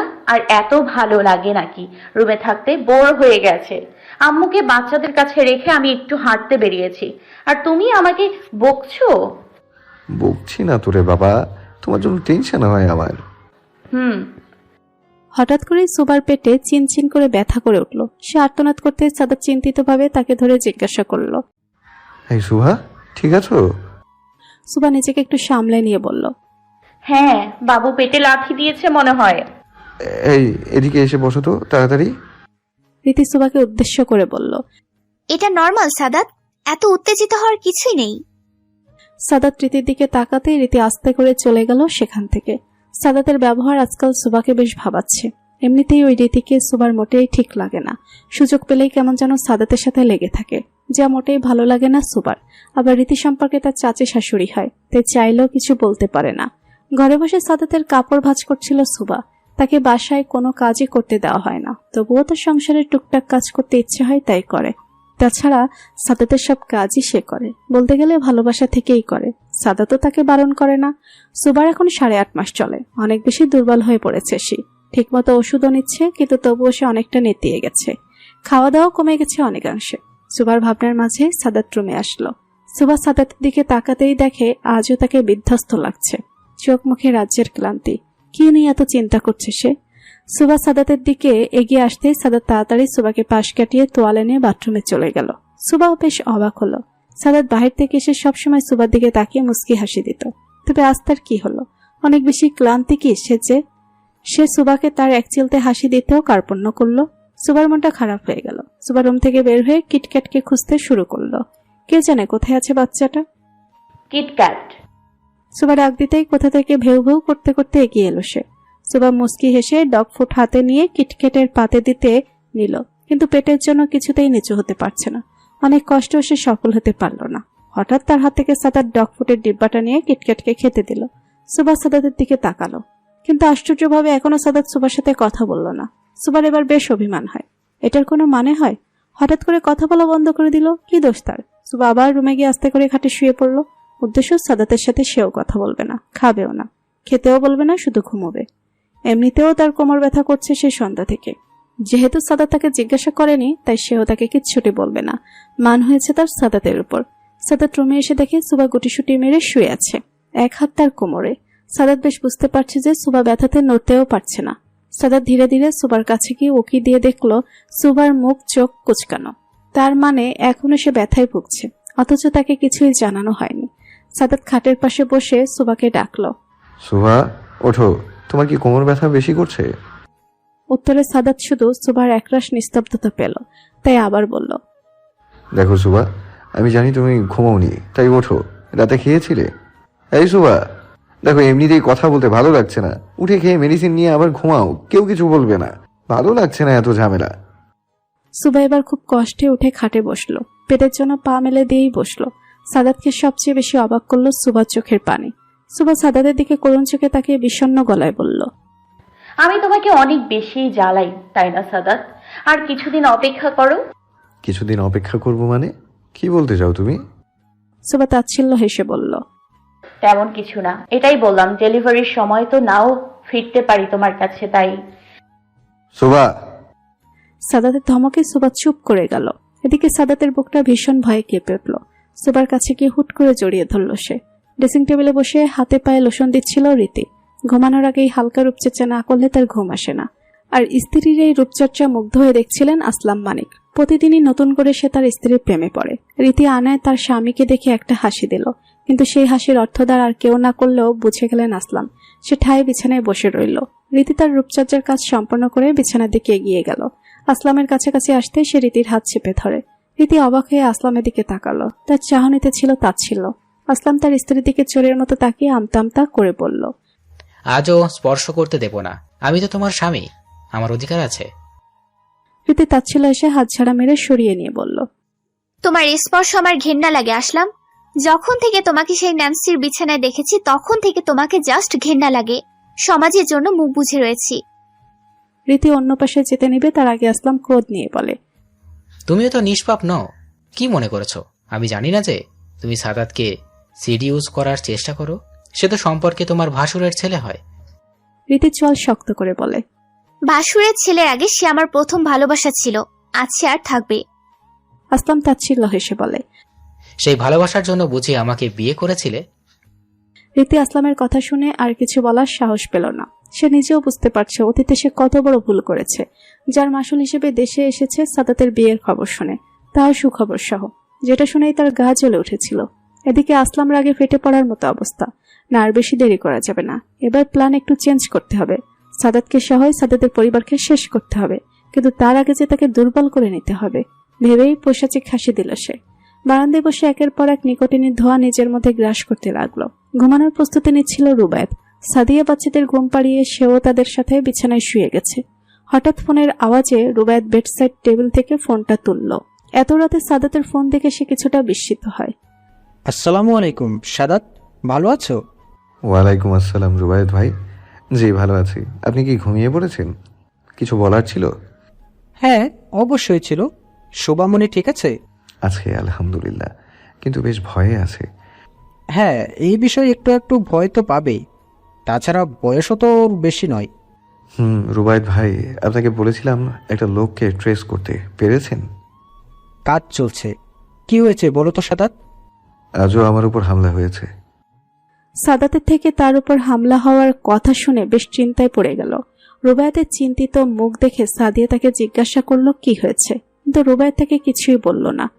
এখন সাদিয়াকে সাদাতের বিষয়ে বলা মানে তাকে মেন্টাল প্রেসারে ফেলে দেওয়া, আর এতে সাদিয়া বাচ্চাদের উপর খারাপ প্রভাব পড়তে পারে। তাই তাকে না জানানো স্ত্রীও মনে হলো। আজ সকাল থেকে সুবার শরীরটা বেশ ভেঙে ভেঙে আসছে। সাদাতকে বলার সুযোগও পায়নি, বেরিয়ে গেছে সে। কিন্তু সুবার মনে হচ্ছে আজই হয়তো তাকে হাসপাতালে যেতে হবে। সুবা অনেক কষ্টে রুম থেকে বেরিয়ে রুবাইয়াকে ডাকলো, কিন্তু সে শুনতে পায়নি। এদিকে সুবার জন্য ব্যথা ক্রমশ বৃদ্ধি পাচ্ছে। একসময় সে ব্যথা সহ্য করতে না পেরে নিচে বসে পড়ল। এত বড় বাড়িতে আর সুবার পাশে কেউ নেই। সুবা কান্না করছে আর সাদাতকে ডাকছে, কিন্তু সাদাত তো বাসায় নেই। কোথা থেকে আসবে সে? এদিকে সুবার জন্য আরো ভয়ানক হয়ে উঠেছে পরিবেশ। রীতি ফল খাওয়ার জন্য রান্নাঘরের দিকে যাওয়ার পথে সুবাকে কাতরাতে দেখে সেদিকে ছুটে যায়। সুবাকে এভাবে বসে থাকতে দেখে সে বেশ ভয় পায়, ছুটে গিয়ে সুবাকে ধরে। সে চিৎকার করে রুবাইয়াকে ডাকতে কিছুক্ষণের মাথায় রুবাইয়া হাজির হয়। বোনকে এভাবে কাতরাতে দেখে তার বুক ধুক করে উঠল। তাড়াতাড়ি এগিয়ে সে রীতি আর সে মিলে সুবাকে নিয়ে গাড়িতে বসালো। আরিয়াকে তাড়াতাড়ি কোলে নিয়ে তারা হাসপাতালের দিকে ছুটল। রীতি অনেকবার সাদাতকে ফোন দিয়েছে, কিন্তু সে একবারও ফোনটা তুলেনি। রীতি খুব ভালো করে বুঝতে পেরেছে কেন সাদাত তার ফোন তুলছে না। তাই তাড়াতাড়ি আরফানকে ফোন করতে সে বলল সেও হাসপাতালে আসছে কিছুক্ষণের মাঝে। এদিকে সুবার বিউস হওয়ার উপক্রম। রুবাইয়া তাকে সান্ত্বনা দিয়েও থামাতে পারছে না। বেশ অনেকক্ষণ পর তারা হাসপাতালে পৌঁছালো। আরফান তাদের আগে এসেই কাগজপত্রের কাজ শেষ করে। সাদাতকে সেও পৌঁছে পাচ্ছে না। বুঝতে পারছে না কেউ যে সাদাত সুবাকে 10 মিনিট পর পর ফোন দিত, সে আজ একবারও সুবার খোঁজ নিল না। সুবাকে ডেলিভারিতে নিয়ে যাবে, কিন্তু তাতে বাচ্চাতে সুভা। সে বারবার সাদাতের খোঁজ করছে। কেন যেন তার মনে হচ্ছে সে সাদাতকে শেষ দেখাও দেখতে পাবে না। সে যদি আর না ফেরে ওই রুম থেকে, সাদাতের হাতে সে তার বাচ্চাটাকে তুলে দিতে চায়, কিন্তু সে সাদাতেরই কোনো খোঁজ নেই। একসময় কান্না করতে করতে সুবা বেহুশ হয়ে গেল। ডাক্তার আর অপেক্ষা না করে তাকে নিয়ে গেল ওটিতে। সবাই বেশ চিন্তা করছে। সুবার অবস্থা বিকটিক। সাদিয়া, রুবাইয়া, আরফান, রীতি, এমনকি মিনা খালাও হাসপাতালে এসেছে। সবাই একটাই দোয়া করছে, সুবা তাড়াতাড়ি ঠিক হয়ে ফিরে আসুক। একদিকে সাদাতের চিন্তা, অন্যদিকে সুবা। সাদাতকে সে সকাল থেকে পাওয়া যাচ্ছে না। রুবাইয়াতকে বিষয়টা জানাতেই সে ছুটে গিয়েছে সাদাতের খোঁজে। সুবার শ্বশুর বেশ অসুস্থ হয়ে পড়েছে। ছেলেও ছেলের বউয়ের খবর শুনে সে দেশের বাইরে ব্যবসায়িক কাজে গিয়েছে। এদিকে সাদিয়ার কান্না করতে করতে বেহাল অবস্থা। রীতি বারবার তাকে সান্ত্বনা দিচ্ছে। সুবাকে সি সেকশন করানো হয়েছে, তার অবস্থা বেশি ভালো নয়। তাকে আইসিইউতে রাখতে হয়েছে। একটা ফুটফুটে ছেলে বাবু হয়েছে তার, কিন্তু আফসোস এখন পর্যন্ত না তো সে তার ছেলেকে দেখতে পেয়েছে আর না সাদাত। সবাই মোটামুটি ধারণা করেছে সাদাতের নিশ্চয়ই কোনো বিপদ হয়েছে, হয়তো এতটা দায়িত্বহীন সে নয়। সুবার মা পাথরের ন্যায় আর নাতিকে কোলে নিয়ে বসে আছে। মেয়েটা তার বাঁচবে কিনা সন্দেহ। এদিকে মেয়ে জামাইয়ের কোনো খোঁজ পাওয়া যাচ্ছে না। সে তার এই নাতিকে নিয়ে কই যাবে? এতটুকু বাচ্চা এখন পর্যন্ত তার মা বাবাকে দেখলো না। প্রায় 2 দিন হতে চলল, সাদাতের কোনো খোঁজ নেই। সবার তার চিন্তায় মশগুল। সুবার অবস্থা আগের চেয়ে একটু ভালো হলেও সে এখনো বিপদমুক্ত নয়। বাচ্চাকে নার্সেরাই সুবার কাছে এসে ফিডিং করায়। সুবার জ্ঞান ফিরলেও সে এখনো ঘোরের মাঝে আছে। ওষুধ দিয়ে তাকে ঘুম পাড়িয়ে রাখা হয়। আসলাম মানিক কোনো কাজে যেন ঢাকার বাইরে গেছে। রীতি জানার চেষ্টাও করেনি, কিন্তু আজ হঠাৎই কি মনে করে সে আসলামকে ফোন দিল। তুমি আমাকে ফোন দিয়েছো, আমার বিশ্বাসই হচ্ছে না। কই তুমি আসলাম? তোমাকে বললাম না ঢাকার বাইরে এসেছি কাজে। সেটা আমিও জানি। কোথায় আছো সেটা জানতে চাইছি। জায়গার নাম বলো, আমার কিছু চাই। কি চাই জান তোমার? শুধু একটিবার বলো আমাকে। আমি এখনই সিরাজগঞ্জ আছি।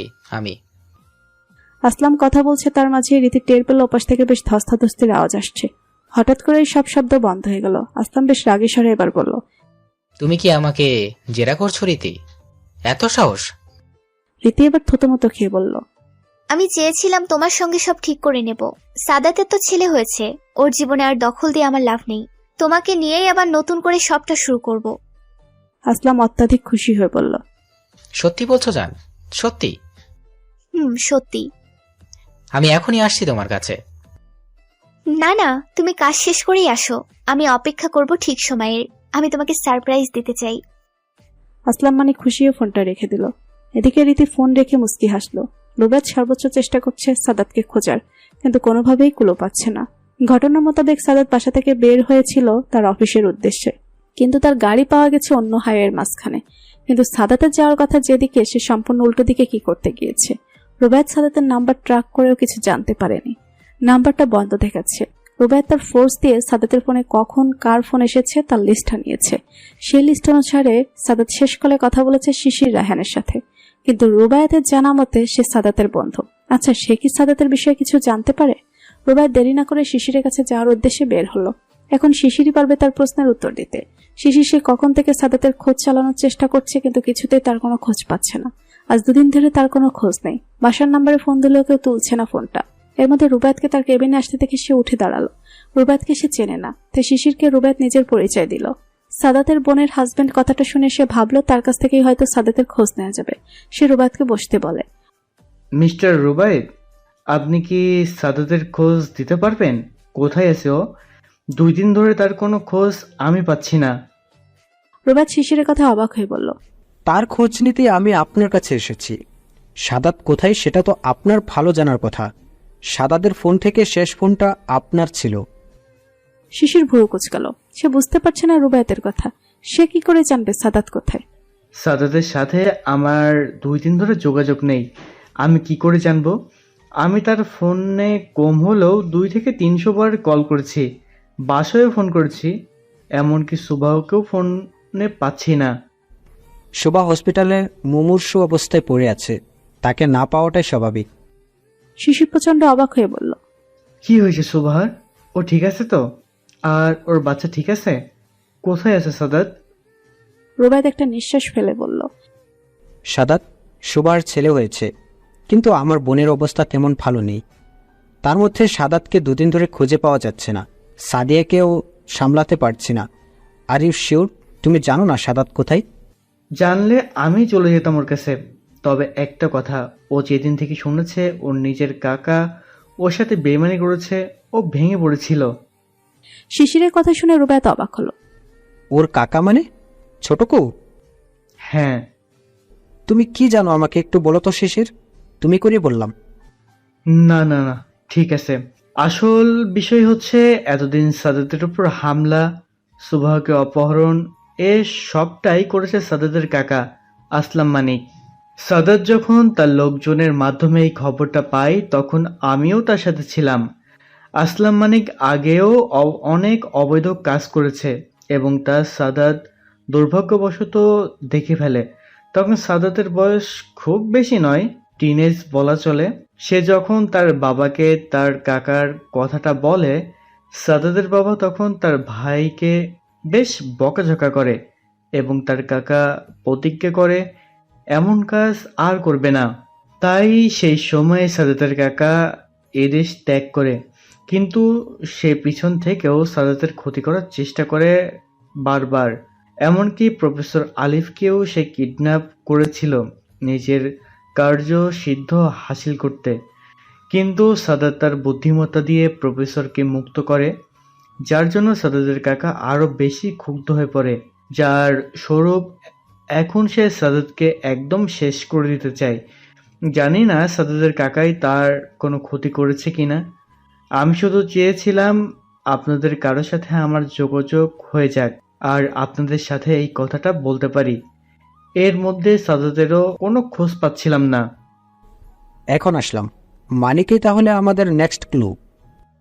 সাদাতকে রক্তাক্ত অবস্থায় পড়ে আছে আর তার পাশে আছে আসলাম মানিক। সামনে একজন কাজী বসে আছে যে আপাতত ভয়ে তটস্থ হয়ে কাঁপছে। তাদের কিছু দূরে চেয়ারে বসে চিৎকার করছে রীতি। এখন বিষয় হচ্ছে সে কিভাবে এখানে আসলো। সাদাত যখন অফিসের রাস্তায় যাচ্ছিল তখনই তার উপর হামলা হয়। সে নিজেকে সেই লোকদের থেকে রক্ষাও করে। বেশ কিছু দূর এগোনোর পর সে অজ্ঞান হয়ে যায়, কিন্তু জ্ঞান ফেরার পর নিজেকে এই বদ্ধ জায়গায় আবিষ্কার করে। সবচেয়ে বেশি অবাক হয় তার পাশে আসলাম মানিককে দেখে, কেননা সাদাতের এখন সবচেয়ে বেশি জঘন্য লাগছে তার ছোটকুকে। কিন্তু তাকে সে ধরে নিয়ে আসলে সে এখানে বাধা অবস্থায় কেন? সাদাত আস্তে করে সামনে তাকাতেই দেখে রীতি বসা, তার ঠোঁটে বিশ্রী হাসি। সাদাতের জ্ঞান ফিরতে দেখে রীতি তাড়াতাড়ি উঠে সাদাতের কাছে আসলো। অস্বাভাবিক আচরণ করছে সে। বিভিন্ন উপায় অবলম্বন করে সে আসলাম মানিকের জ্ঞানও ফিরালো। বাহ, খুব ভালো, দুজনের জ্ঞান ফিরে এসেছে। এখন আমার ইচ্ছে খুব তাড়াতাড়ি পূরণ হবে। আসলাম মানিক রীতির কথা শুনে বলল, আমাকে এখনো বেঁধেছো কেন রীতি? তুমি তো আমার সাথে সব নতুন করে শুরু করতে চেয়েছিলে, তাই না? রীতি জোরে হেসে বলে, হ্যাঁ, শুরু তো আমি করবই, তবে তোমার সাথে না, সাদাতের সাথে, আমার ভালোবাসার সাথে। না। তুমি না বলে কিছুই হবে না আসলাম। আমি তোমার সামনে এক্ষুনি সাদাতকে বিয়ে করব। সাদাত এখনো ঘোরের মাঝে আছে। তার সাথে গুন্ডাদের বেশ ধস্তাধস্তি হয়েছে, কিন্তু পেছন থেকে মাথায় বাড়ি দেওয়ায় আর নিজেকে রক্ষা করতে পারেনি সে। তার রেশ এখনো রয়ে গেছে।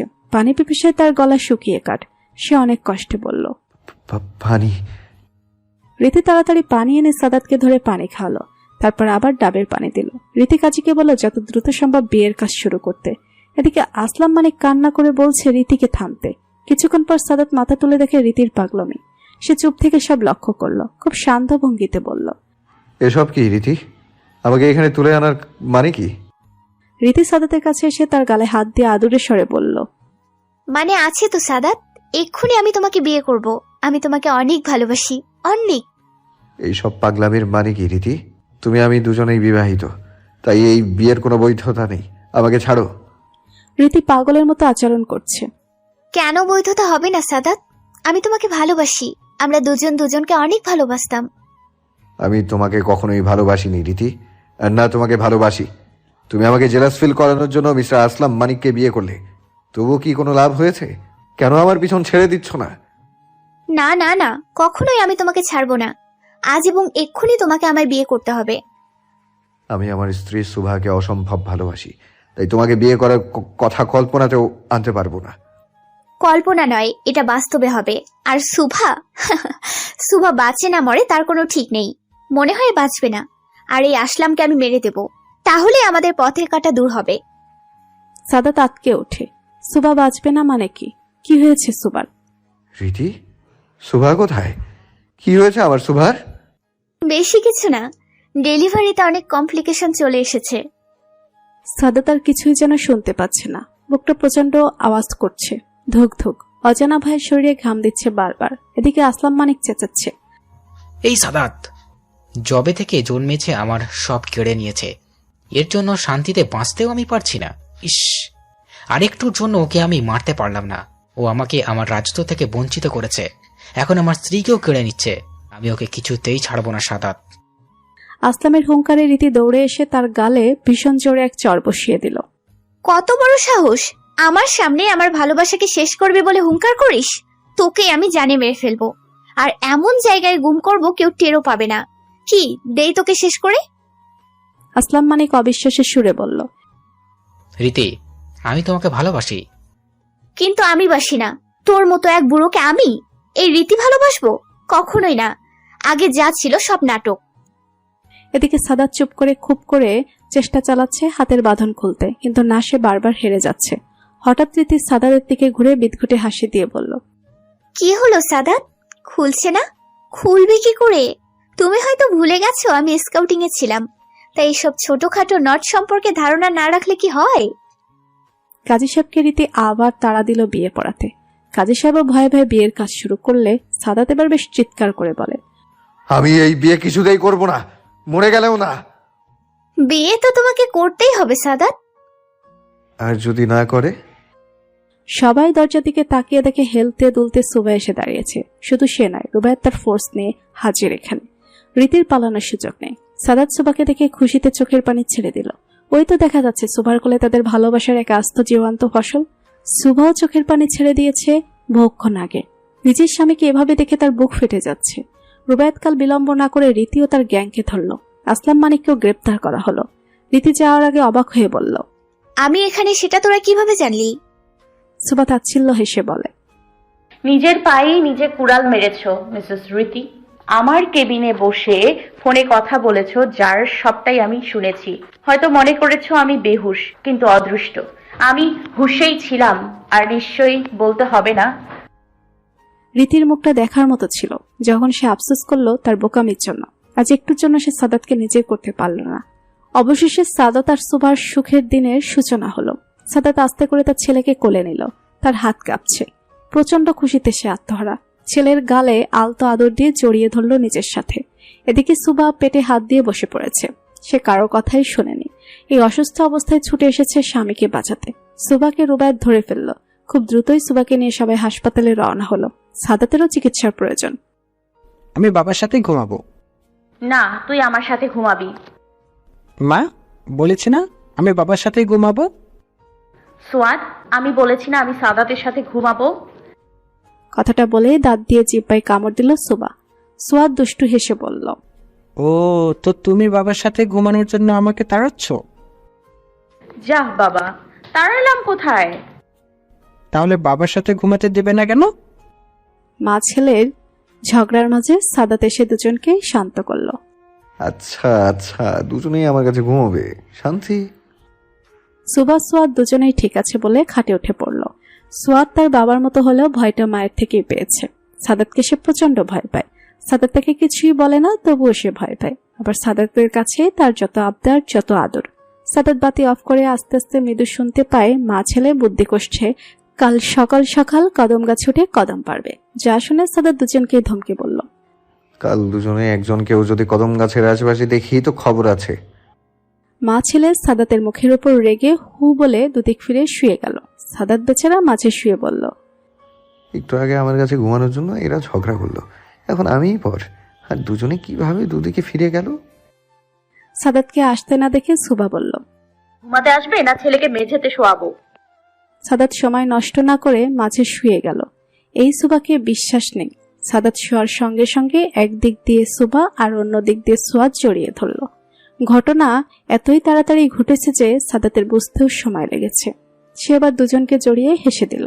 হ্যাঁ, এই তো তার ছোট্ট পরিবার, যার মাঝে সাদাতের সকল সুখ নিহিত। সাদি ও তার 2 মেয়ে স্বামীকে নিয়ে সুখে আছে। রুবাইয়া অপেক্ষা করছে তার দ্বিতীয় বেবির জন্য। 5 মাসের প্রেগনেন্ট সে। আসলাম আর রীতি এখনো জেলে। রীতিকে অবশ্য মানসিক হাসপাতালে পাঠানো হয়েছে, কেননা সে তার মানসিক ভারসাম্য হারিয়ে ফেলেছিল। এমন নয় যে সাদাত সুভার জীবনে আর কোনো সমস্যা আসে না, আসে। সমস্যা যেমন আসে, তারা সকলে মিলে তা মোকাবেলাও করে। সুখ দুঃখ মিলেই জীবন।